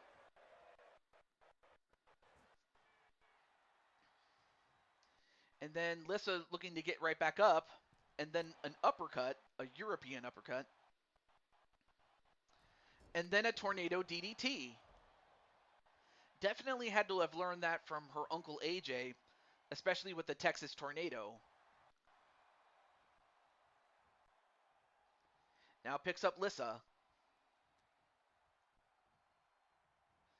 Now takes her over to the bottom right corner. And then kicks her leg on the rope. Oh, but then gets caught and clothesline for her trouble. And now going for the spider's web, or if Lissa has a proper name for it, do correct me. But for what move it didn't hold her down for long. But then the pyro strike. And now Violet trying to say, I can do this. 1, 2. No, not quite. But, oh, wait a minute. It looks like Violet might look to finish this off for good. But then Lissa fights back. Nope, Violet fights back herself. And then going for the princess flip. The princess flip into a pin. 1, 2, 3. So Violet gets a win over. I keep forgetting if I want to say her aunt Lissa, but if I'm wrong, please correct me there, Violet. But she does get a victory over one of her mentors in Lissa, and is one step closer to getting another shot at Baby Blue. And I imagine that, and I imagine Lucian watching from behind, in the back, very happy to see that Violet made it through. But great job by Violet. Of course, we are going to see. Yep, we are going to see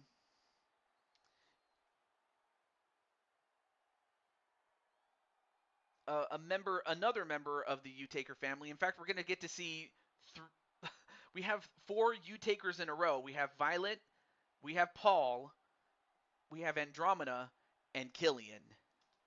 So you will get to see the Utakers in action tonight. Aunt Lissa, thank you. But yeah, getting a victory over Aunt Lissa.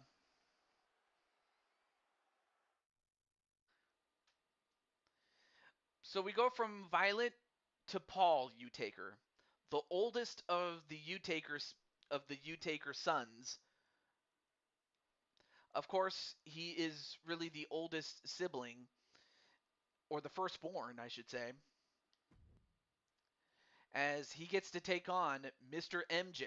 And of course, MJ is coming off of a match in which he was supposed to face off against AJ, but AJ really was not himself, and to say the very least. And of course, I imagine AJ would rather forget about it. But of course, MJ will have to forget about that and focus on this match as he faces off against Paul Utaker in the King of the Ring.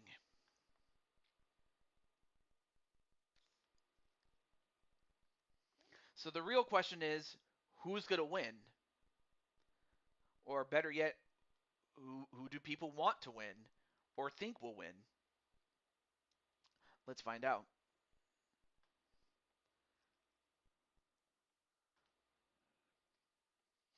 Okay, so one person I will share this with is with AJ or MJ, excuse me.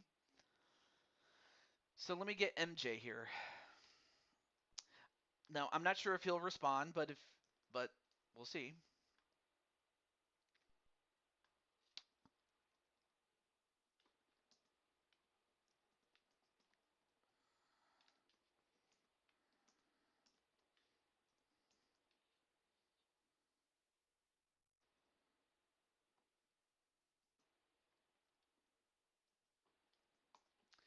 Okay, let's get right to it.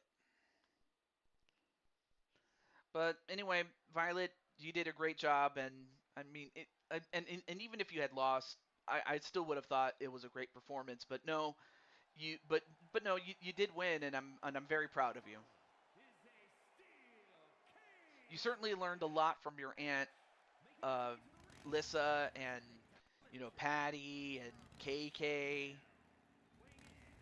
um, and Sarah. So definitely learned a lot from the from the family.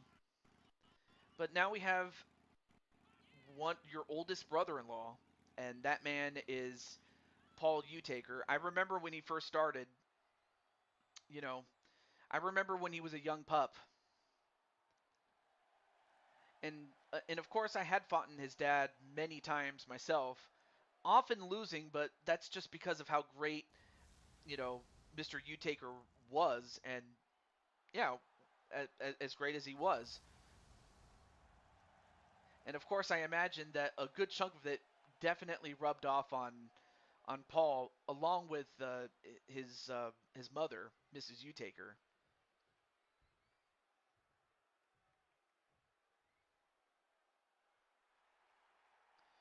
But then, of course, you have MJ. And his opponent, from wherever he wants, weighing in at 332 pounds. Of course, if I have to think of one thing that MJ has over Paul is the fact that Paul has never really seen MJ in but a few matches. So Paul does not have the knowledge that that he would normally have, given that he hasn't really seen MJ all that much. Whereas I imagine MJ definitely studied the tapes on Paul. And then there's Emma saying hi or hi Violet. And I did see, by the way, Emma, I did see your match on NWA, and I just thought, whoa, Emma, how did you get so strong? I mean, of course, I understand that you become a full-fledged dragon, so of course there was always the growing process, but still, I'm very impressed. And in fact, you did pretty well in your match on NWA this past Sunday. But as that happens, this is a cage match, and the object is to either pin your opponent pin the shoulders of your opponent for the count of 3, force your opponent to submit, or by being the first to escape the cage, and both feet must touch the floor outside. Plenty of workouts and lots of milk. I think that's fair to say, yes. Now, MJ, of course, was able to prevent Paul from escaping. Oh, but then Paul tries to rip his face off, but didn't quite get it. Although MJ definitely got that clothesline from out of nowhere. 1. No, only gets a 1.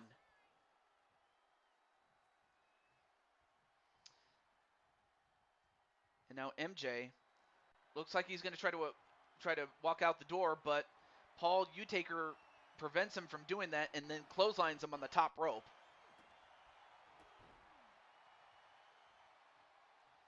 And then Paul goes right back to MJ, throws him into the ropes, only to get clobbered himself with the clothesline by MJ. And then, uh-oh. Ooh, and a couple of elbows right to the back of the head. I don't care how strong you are. You get hit like that, you'll definitely feel the headache the next morning if you don't feel it now. Couple of punches, although, well, that's certainly using your head. And then, uh-oh, a choke slam right to MJ. Although he picks him up. I guess he wants to make sure that MJ is done for good. Off the ropes. Nope. Countered. And then MJ with... Whoa! What kind of move was that? 1, 2, no.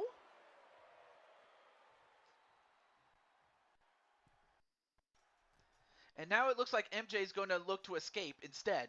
Which, if anything, that's probably not a bad idea. Anyway, he gets to...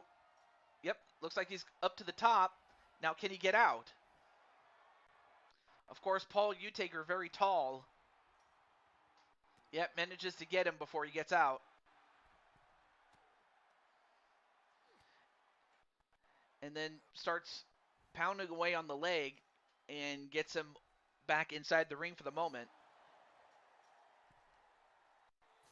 And then slammed headfirst into that metal end of the cage. And then gets put in a guillotine. This could do it if MJ doesn't get out of this. Although MJ using the power to do just that, to get out.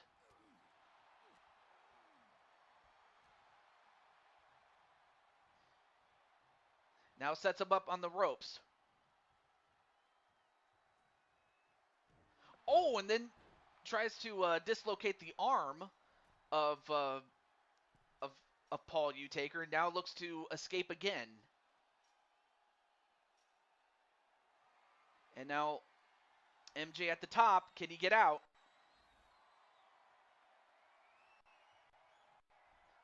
But then Paul...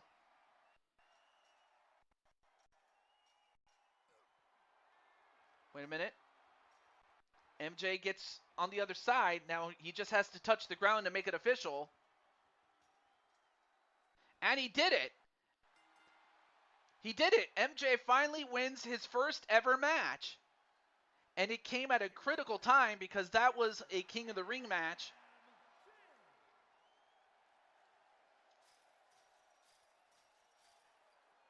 And he's excited. I mean, I don't blame him. I mean, the fact that he had a bit of a rough start,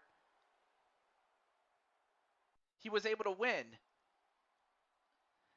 And I mean, that's a huge upset to beat the man that is the son of the great Mr. Utaker.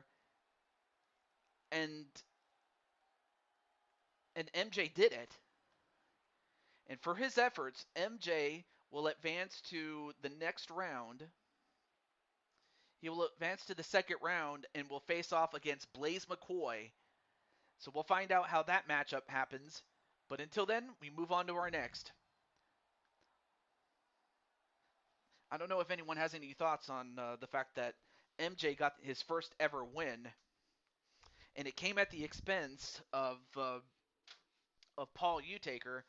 But we go from Paul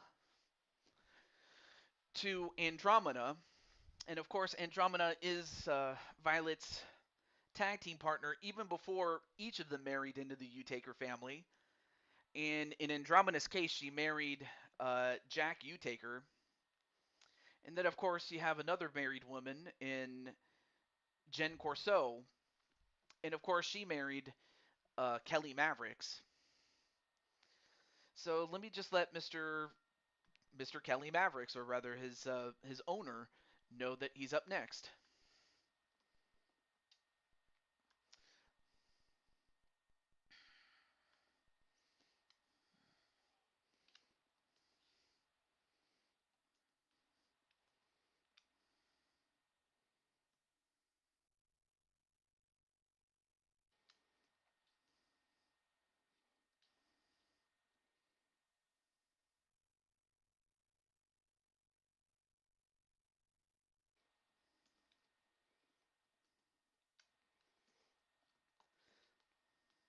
I imagine, as far as Violet is concerned, oh, the matches are going pretty well, my friend. We're getting closer to the end of night one, but we have Andromeda Utaker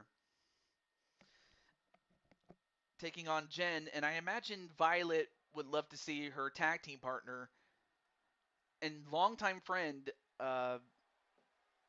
Andromeda win this match. And of course, Andromeda has the face paint, and you know what that means. Whenever she dons the face paint, it's usually against someone she dislikes. And and she and her opponent never got along, to say the least. In fact, I highly doubt they would ever have a civil conversation with one another. But that's kind of the symbolism of the paint, is you put it on when you don't like somebody. Of course, that is just to say the very least. I could go on, but most people would get the point.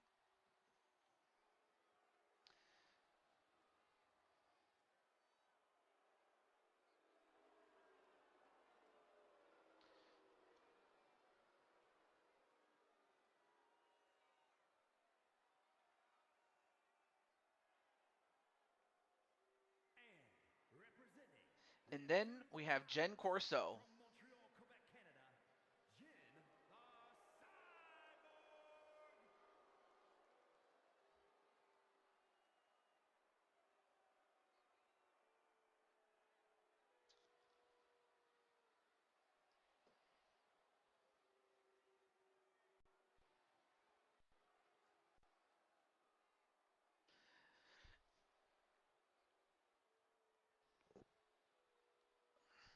And I imagine, as far as Emma's concerned, I mean, of course you have a member of the Crimson Lotus Camera, the same group that Emma is the leader of. But I imagine she wouldn't have much to say except just made the best woman win. Purely out of respect for Violet, by virtue of associating with Andromeda. Although Mr. Cornwell, Spike Ryan, whatever you want to call him, not a big fan of Jen Corso. Looks like a seagull's nest on her head. Well, it's a good thing she didn't hear you say that, but it's also a good thing that you're the leader too, because I don't think she would have appreciated it otherwise. But I won't say anything. No, she would have to look at the replay. Would uh, Jen Corso?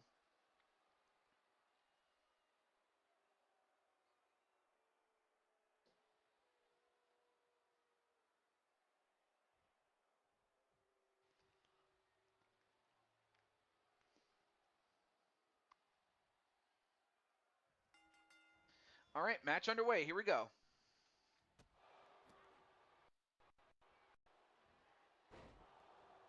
And this time, this is under normal match rules, so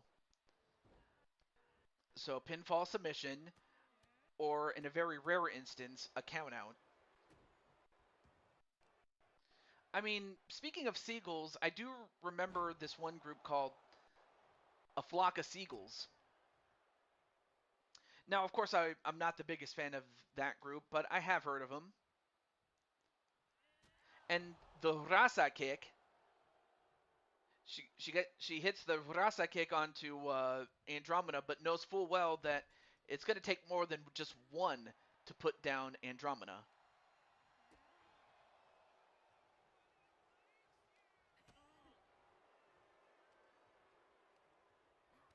Oh, and a knee right to the gut, and then a scissor kick, especially with those heels. I mean, seriously, those heels are like registered weapons here, man. Although a spin kick, that was a nice spin kick, though. I imagine she must have learned it from her mother. I'm just trying to think of any other person that could have taught her that. Maybe Violet did, or maybe they might have learned it from each other, or from her mother, crushing Kelly. Although, whoa, nice suplex there.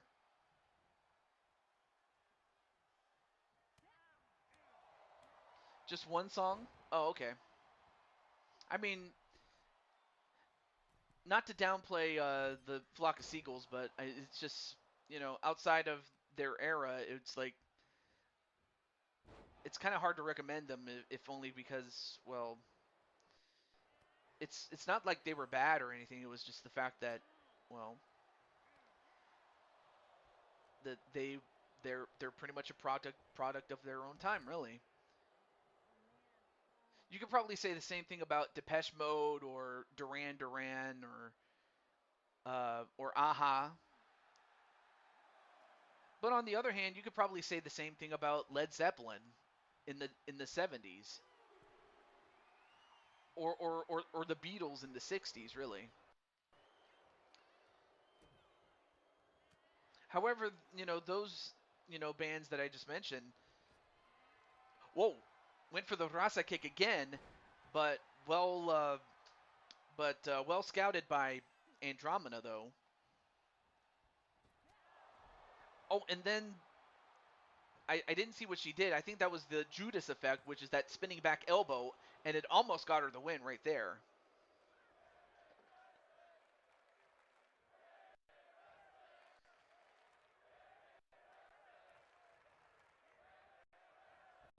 Oh, went for the Judas effect again,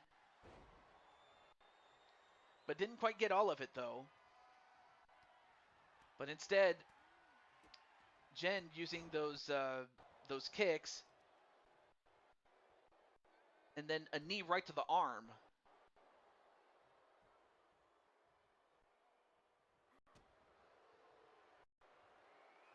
And then, oh, now going for the rear naked choke. But then Andromeda somehow was able to find a way to get out of that. Ooh, almost got hit with the Rasa kick again, but only to get kicked a second time after that first miss. One, two.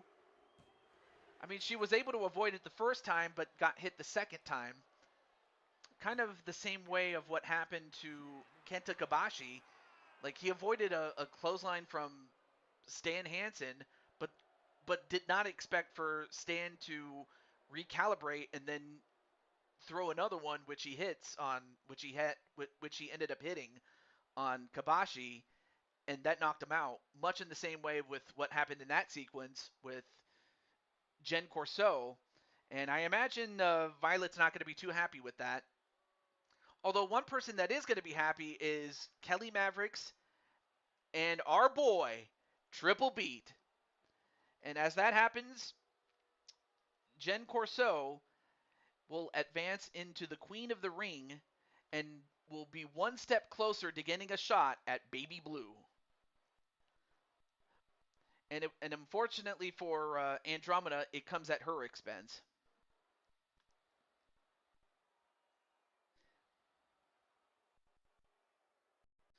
All right, let me update the brackets really quickly. There we go. And for her efforts, Jen Corso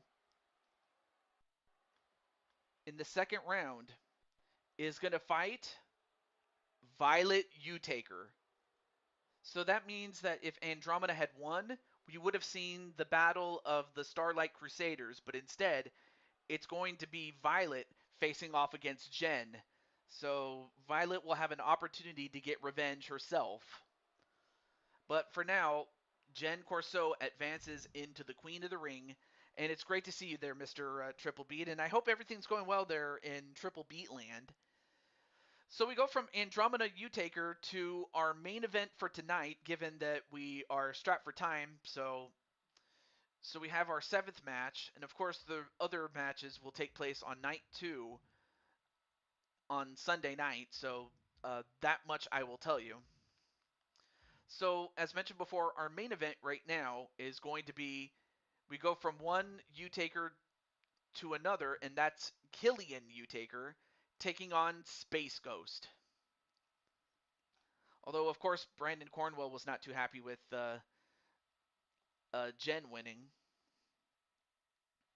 But now we go to Killian Utaker in his match against Space Ghost in our de facto main event. Although, really, this is a main event anyway. I mean, this is like, I mean, really, how often do you get to see a man as built and as huge as Killian Utaker take on Space Ghost? I mean, really, this is a main event in and of itself, honestly.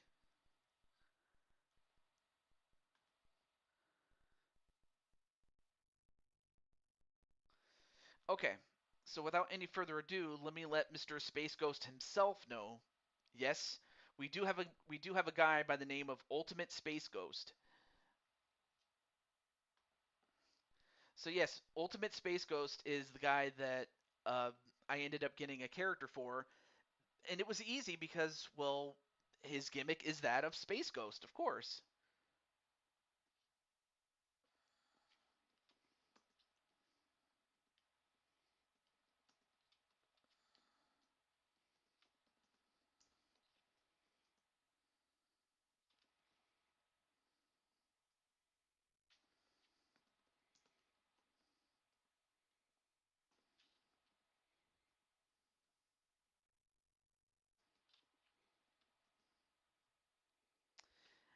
So after this, I may go and what is it? I may end up going and what's the word? Um, Raid into somebody. That's it. I kind of had a brain fart moment there, but it's been a long day. I'll just say that right now. So let's see, who do we have here? We have Too Bad Spike. Corso's on my team and won fair and square. You know what? You're right. She did, but now she'll have to deal with Violet, and I'll be interested to see how those two fight each other when that time comes. But then, of course, but of course, we also have a golden individual in your boy Angelo, or Golden Angelo, as he calls me, Golden TJ. But anyway, great to see you there, Mr. Angelo. And by the way, your friend MJ 2 matches ago had a match of his own. So if you want to go back and watch his match, which was a cage match, and oddly enough, his opponent was Paul Utaker, and the man that you're looking at right now is his brother, Killian. So we saw Paul. Well, this is his brother, Killian. He is the second oldest brother, and it was MJ who took on the oldest, and that was Paul. So yeah, definitely check out his match when you get a chance to, or if you want to. I mean, I don't want to force you to do that, but I will say this though, Angelo, you did pretty well in some of the matches that you've been in. Like, in fact, let me take a look really quickly.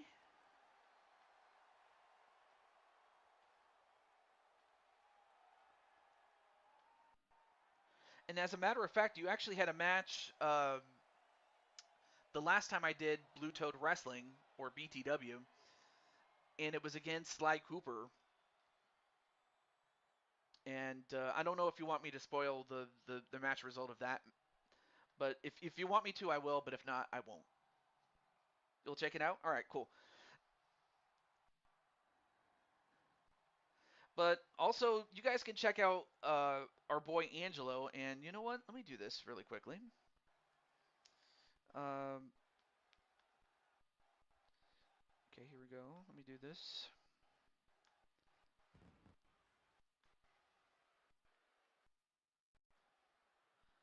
So, for those of you who haven't had a chance to check out Angelo, you can check out his channel right here. So, and for those of you who love Animal Crossing, if you're into Animal Crossing, do check out Angelo, because if you want Animal Crossing, he's the guy that can give you your fix. I can just tell you that right now. So we have Killian, and we have this man right here, Space Ghost. Now, you'd be forgiven for thinking that this man is a dollar store Batman, but really, Space Ghost is actually his own character. It's just that the fact that he gets compared to Batman is a bit of a crying shame, but it's like, well, you could have came up with, a different design for the mask so that people will never, you know, so that people wouldn't confuse this man for Batman. But even as it is, Space Ghost has a bit of a legacy in the sense that he had his own talk show in the late 90s going into the 2000s. I remember that show. It was called Space Ghost Coast to Coast, but I'm going to tell you right now, it was not safe for work. Like, it's not for kids. I mean, yeah, it was featured on Cartoon Network, Space Ghost Coast to Coast, but that was more for like young adults going into adulthood, really. Whereas the original cartoons by Hanna-Barbera, now that was more family friendly. Patty plays Animal Crossing, but you haven't played it in a while. Aw. Well, hey, maybe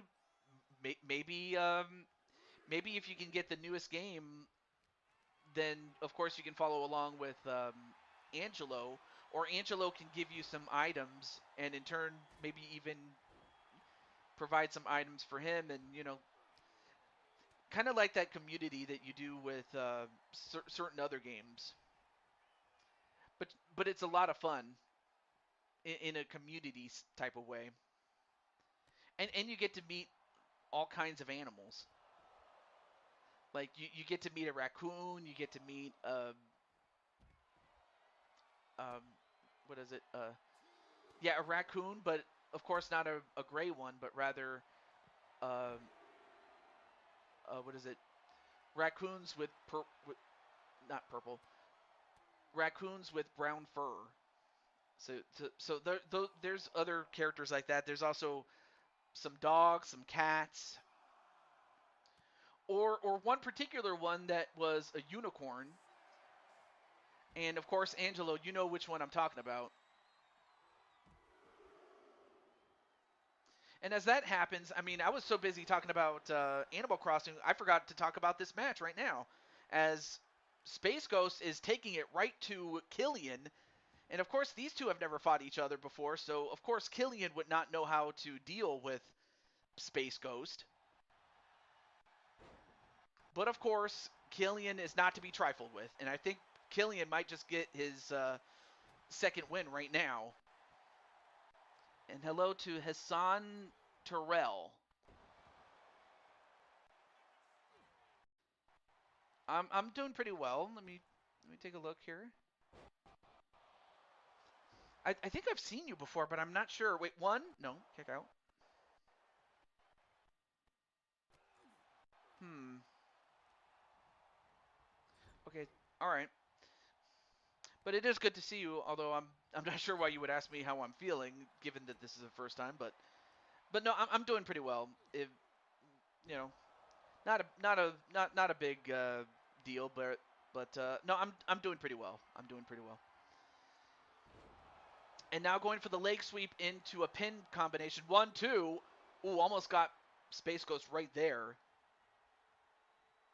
I don't remember what character animal I was. Well, typically when it comes to Animal Crossing, you almost always pick human characters. It would be nice to be able to pick an animal character, like if I wanted to be a cat or something. That would be nice. Wait, 1, 2. And, well, Killian got the job done as he was able to put away Space Ghost coast to coast and go coast to coast himself.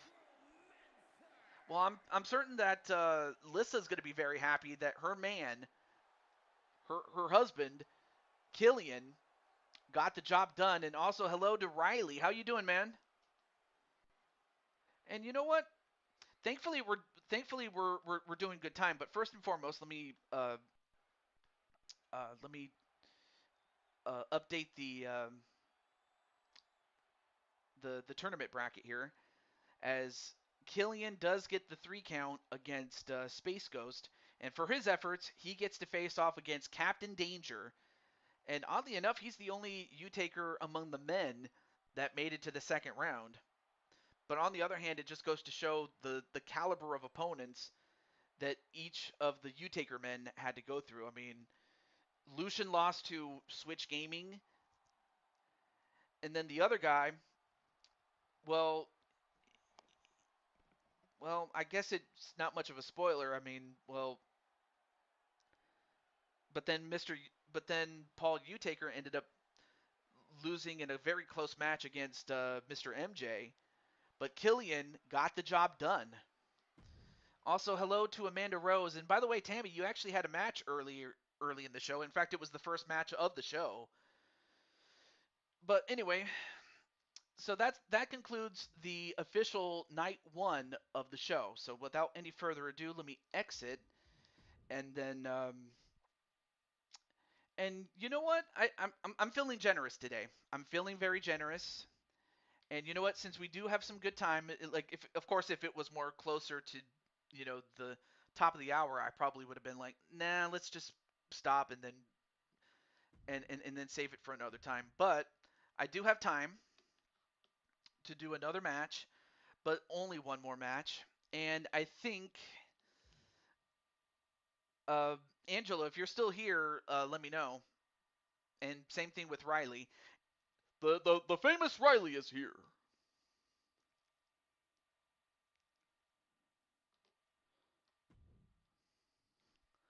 But let's see. If not, I'll save it for another time. It's not a problem. But it is good to see you there, Tammy.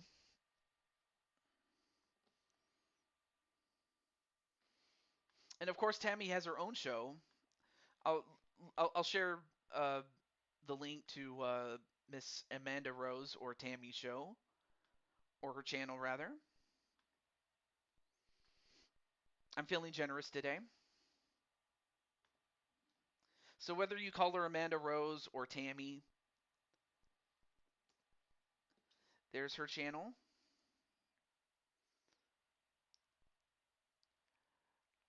Hmm.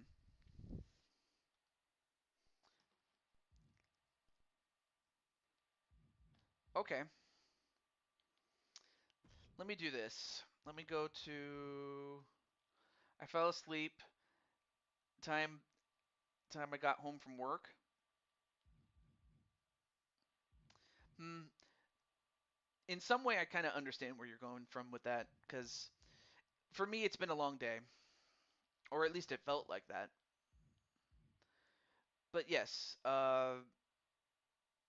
is Angelo in the chat, or maybe he's watching the MJ match? That's probably what it is. If that's the case, I can always save it for another time. Or if Riley's in the chat, let me know. But I guess while I'm doing that, or while I await an answer, I'm going to look and see. Let me look at the stream health. Okay, it looks good.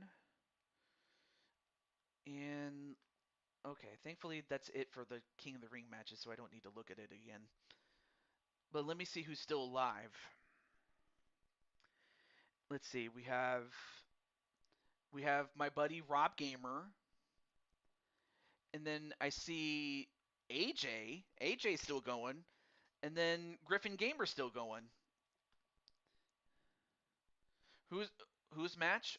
Well, I wanted to do a bonus match with Angelo and Riley, but of course I don't want to, like I wanted to give them a match just because they are cool like that. But if not, that's all right. Hmm. I could do this instead. You know what? Let me do this instead. Let's see. Let me do this instead. And basically, this is for somewhat for those who didn't have a match. At least for night one, they didn't. So let's go with a triple threat. And I understand that WrestleMania is coming up. So let's see.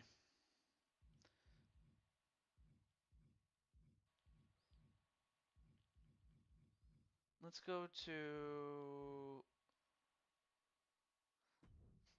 let's go to WrestleMania 39.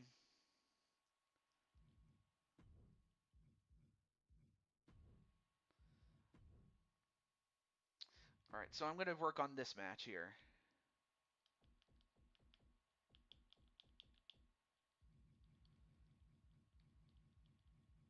So we have Angelo.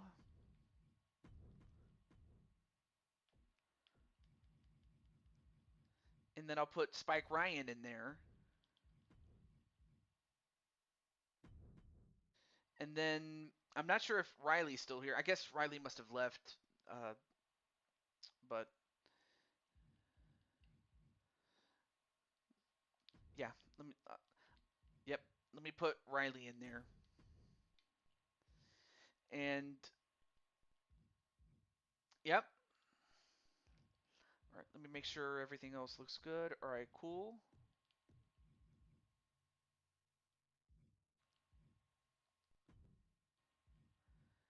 All right, there we go. So yeah, thankfully we had enough time for just one more bonus match. But yep, there you are, Riley. So I was like, you know what? Let's give you and Brandon and Angelo a match, and you get to fight each other just to see who will win. But I imagine, of course, Riley's going to naturally go for himself to win, and Brandon Cornwell will go for his character Spike Ryan to win. Of course, Spike Ryan is the guy with the black jacket, and then of course Angelo is the one with the bow tie. But we are now live in Los Angeles, California, in Hollywood. And whoa, look at that suit! I'm like, Golden Angelo, where did you get that beautiful suit, man? Look at that, man. Look at this. Like seriously, did he go to what is it? Botany 500? By the way, that was the name of a company that was known to provide suits, like whether it was a business suit or a tuxedo, to many a game show host, like Bob Barker and like basically anybody who was anybody that was a game show host.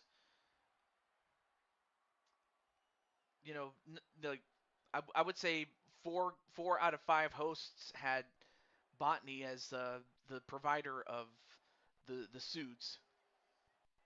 So I imagine that's probably where he got that suit from.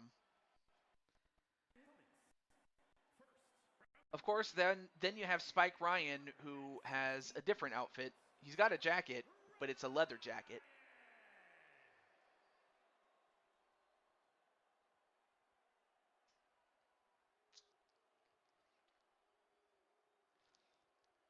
I mean, and then of course you have the fact that this man is a former undisputed Universal Champion and an Intercontinental Champion. In fact, he's an Intercontinental Champion here in Blue Toad Wrestling and in Cyberspace Federation.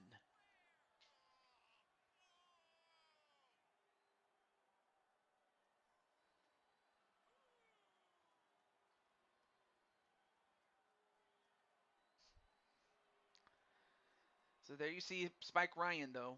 Oh, and TNA and a former TNA World Champion.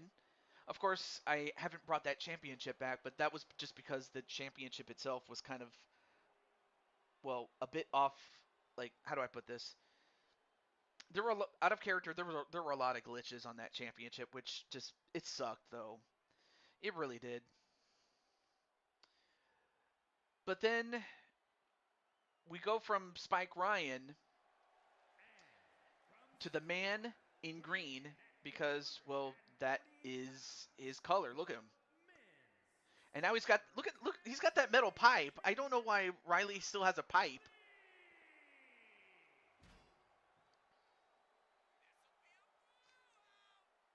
I mean, seriously, he could bash somebody in the head with that thing. But as it is, he doesn't really need the pipe. But he is a Four Kings champion. He is 1/4 of the Four Kings champions, I should say. Excuse me.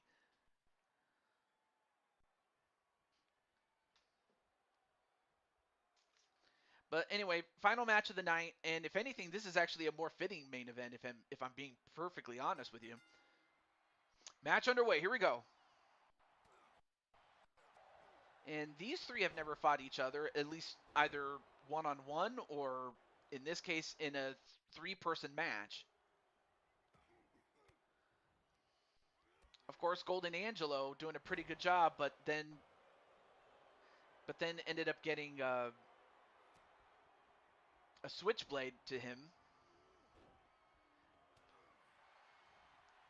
But then Riley comes over and sends Spike Ryan into the corner, only to get forearmed in the back and again, and then sent into another corner. And meanwhile, Angelo goes outside to the ring and now has a hammer. And then he hits Riley in the back with it. Although I think that might have just made Riley mad. And now Riley uses his body weight, to crush the ribs of Golden Angelo. I don't know if Golden Angelo's watching or if he's still watching the MJ match, which I don't blame him. But now getting a bear hug is Riley.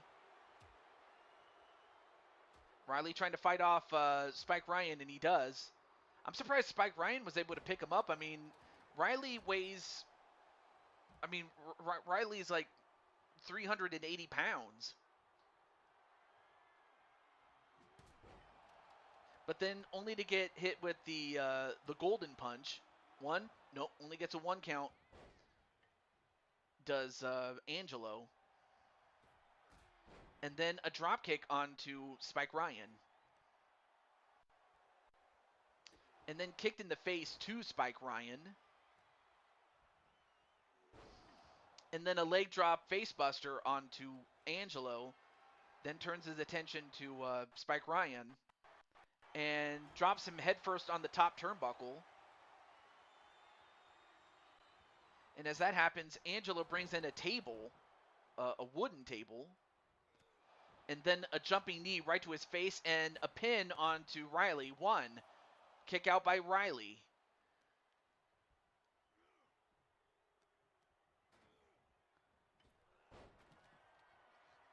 And Spike Ryan has been busted open. I mean, he's got a cut on the side of his face. But now looks to pin Angelo. 1. Nope, kick out by Angelo.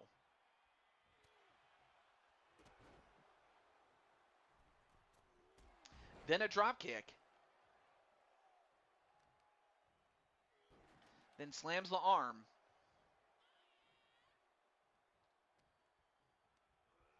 Then sends him into the ropes, and then a clothesline. And then meanwhile, Angelo with a garbage can. And then, the spike drop. The spike drop, well, that's the name of the move that Riley does because, well, he's a Spike, from Super Mario. So it's kind of fitting that the spike drop was done on a man named Spike Ryan. But then Ryan with a bear hug onto Angelo. But then Angelo manages to escape.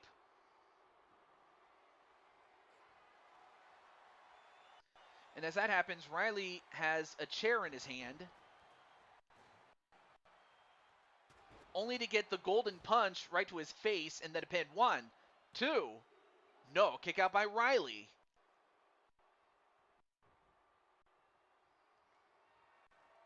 And now Ryan, oh, now he's got a ladder. And then, okay, out of character, I got to change the finishing move because that's just not a good finishing move to have for Angelo. How ironic. And then a jumping kick.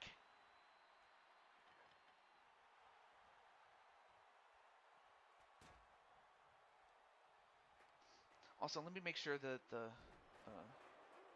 okay, cool. Just making sure that that I wasn't dropping frames or anything like that. Anyway, nice high kick there onto Spike Ryan, and then a spear onto Riley. 1, 2. Oh, and Riley kicked out before it was broken up. But then, uh-oh, wait a minute. Oh my God, the pedigree right on the ladder onto Angelo. That might do it. 1. Well, that probably would have done it had it not been for Spike. Or not Spike, excuse me, Riley. But then Riley delivers a German suplex and sends Spike Ryan on the outside of the ring. And then smashes him with a chair. And again. Only to get clotheslined himself. And then a jumping knee onto Angelo.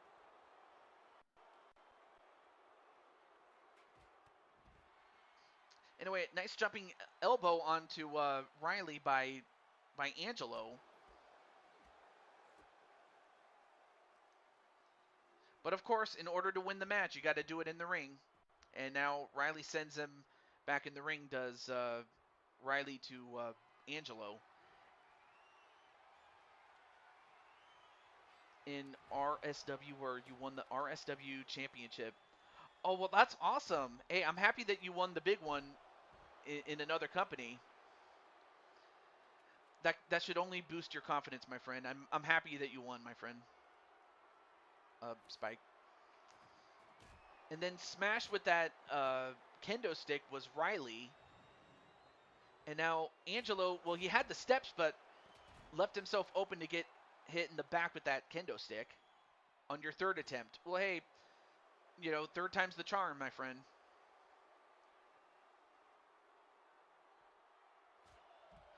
And then, ooh, clothesline right to Spike Ryan. And then a spin kick right to Spike Ryan by Angelo. Nice leg sweep, and on the floor too. And then throws Angelo back inside the ring. Now goes for the pin, and well, that probably would have done it had it not been for Spike Ryan. But then Spike Ryan sends Riley to the corner, only to get sent off the ropes. Both guys missing just due to the amount of blood but both men have lost, and then a pin. 1, 2, broken up by Riley. Hey, what's up, AJ? How you doing, man? I gotta say, I'm very proud of your niece Violet. Violet did a great job. And then the spike drop onto Angelo. Then a pin onto Angelo, and 1, 2, and Angelo kicked out. But yeah, I do want to catch up with AJ, and I just want to say I hope everything's doing well. You did say you were doing all right, but I did also notice that you were streaming too. And then a spear onto Spike Ryan. 1, 2, and Spike kicked out. I don't know how these guys are continuing to fight, man. And then slams the garbage can on Spike Ryan. But I'm not sure if you're well. I'll have to actually. You know what? Instead, I'll just DM it to you because I don't want to spoil it. unless of course you already know, but I'll let you know um, about it in the DM. It's nothing serious. It's actually pretty good. Anyway, the pedigree onto Riley, and then of course you have Sly Cooper. You're just in time for well our bonus match main event. We had enough time to do one, so I was like, all right, let's do that. And it's between Riley, the green guy, and then the man in the suit that is Angelo, and then of course the other guy, of course, is Spike Ryan. And Spike Ryan spiking him with that clothesline, and then spikes him with the hammer, and then a pin. 1, 2, 3, and Spike Ryan got the job done as he pins Riley. But my gosh, look at his face. But that just is the face of a man who was willing to bleed to get the win, and he got it. And that was a 5-star match. That was definitely a main event worthy match, if anything. Not to say that the previous match wasn't, because it was. But no, this one was definitely a way to end off the show with a 5-star match.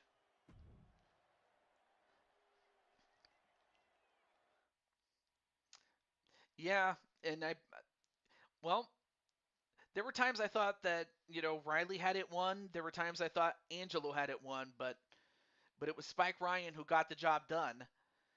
So with that, we're going to move on. And yep, and then Riley says GG's though.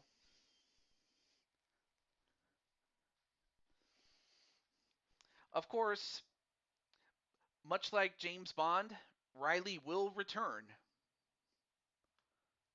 And so will I. And in fact, tomorrow, uh, well, now this I can tell you about tomorrow. So tomorrow I will be doing a another versus with our friend Dakota. I have been thinking about doing this. Well, not always. It's more of an occasional thing. But I wanted to do something like this, but with someone else. A versus series, by the way. But of course, it all started with with Dakota, and that's what. Yeah, and one of the people I wanted to do a versus with was AJ, and I'm thinking, well, AJ, if I was to involve you, who would you want to fight? Well, not fight as in beat up somebody, but I meant like, who would you want to face off against? Like me or Dakota or maybe somebody else that I'm not that I should also consider. Me? Okay. Well, you know what we can schedule that. We should definitely schedule that, uh, Mr. AJ. We'll have to schedule it at a time when wait, or do you want to do just one game and then but face off against each other nonetheless? I have no issue with doing just one game, and that being Mario Kart 64, the Grand Prix, which it's pretty cool. I like that. But again, we can always schedule it. It's not a problem. But yes, Friday, of course, we already have it booked for Dakota, and of course, AJ, you're more than welcome to uh, join that as the spoiler, or at least to play a little bit. Like we, so here's the games that me and Dakota came up with. So here's what it is. Let me retrieve that message so I can read it to you guys before we get to our raid target tonight. Oh,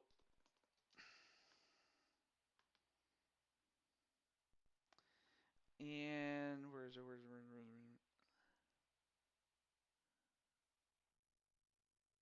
Oh, okay.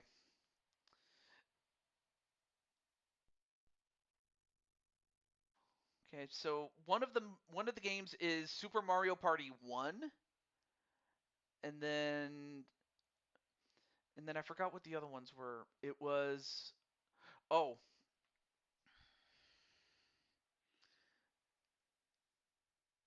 okay, so it's Mario Kart Deluxe and Mario Golf as the first two games, and then Super Mario Party 1. So there's that. So those are the games that we have. And then Riley and AJ say hello. Yep. Awesome. Okay, now that we got that straightened out, let's let's find our raid target. Let me see who I can find. Now, of course, AJ was live, and I was thinking maybe I can raid him, but then I kind of uh, put on that extra match that we just did. So let's see who's still alive. I see Griffin, and I can't believe Rob Gamer is still going after all this time. But those are the two guys that I see. So let's see.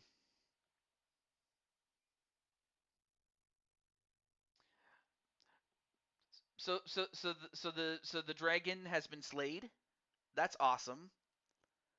I know that Trigon has been a pain in the butt for a long time.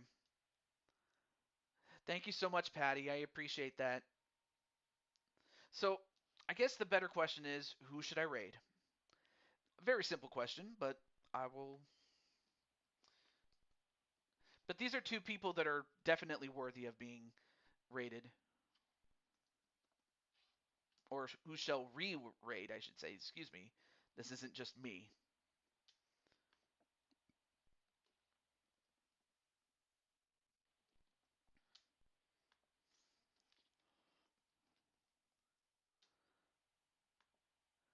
There we go. So there's the poll. I'll leave it up for about 2 minutes or so. Dragonvillia is saved. Cyberspace is safe for now. You know, I gotta watch that replay. I gotta watch it, or at the very least listen to it like a podcast, especially while I'm at work or something like that. So we can do that. Okay. So let me take a look at the votes. So we have only 4 votes so far, but again, it's still early. 5 votes.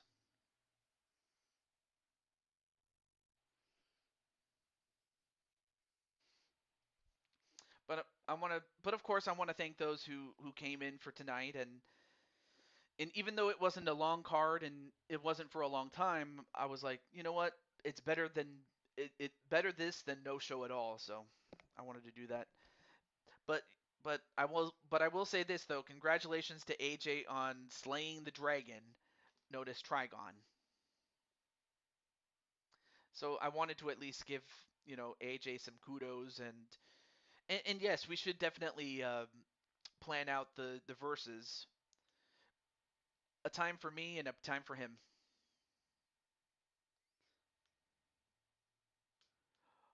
Oh, you mean the other set of flower twins, or or I for, well the your powerful nieces.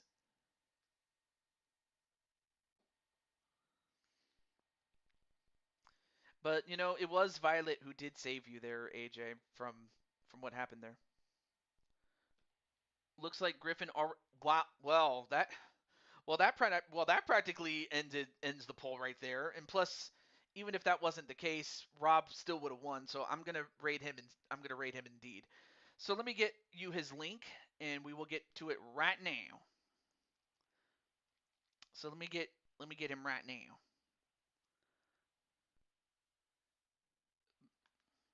Hey. There.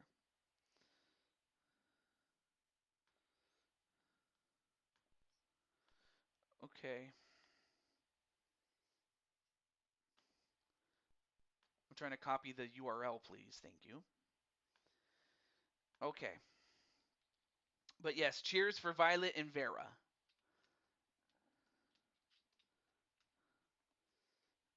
So of course there's the link, and of course the raid tag is TJ Raid. I was surprised too because I was thinking someone was going to interfere, but then I remembered, oh wait, it's a triple threat match. It's not like the early games where someone could interfere. It's really the one-on-one matches, but if anything, it actually worked out to be that way. But anyway, tomorrow I will see you guys for the Versus series against Dakota. And until then, I will see you then. But for those of you who want to raid, come on over. This is Deju22 signing off. Have a good night, everybody, or day, or whenever you're watching this. Peace.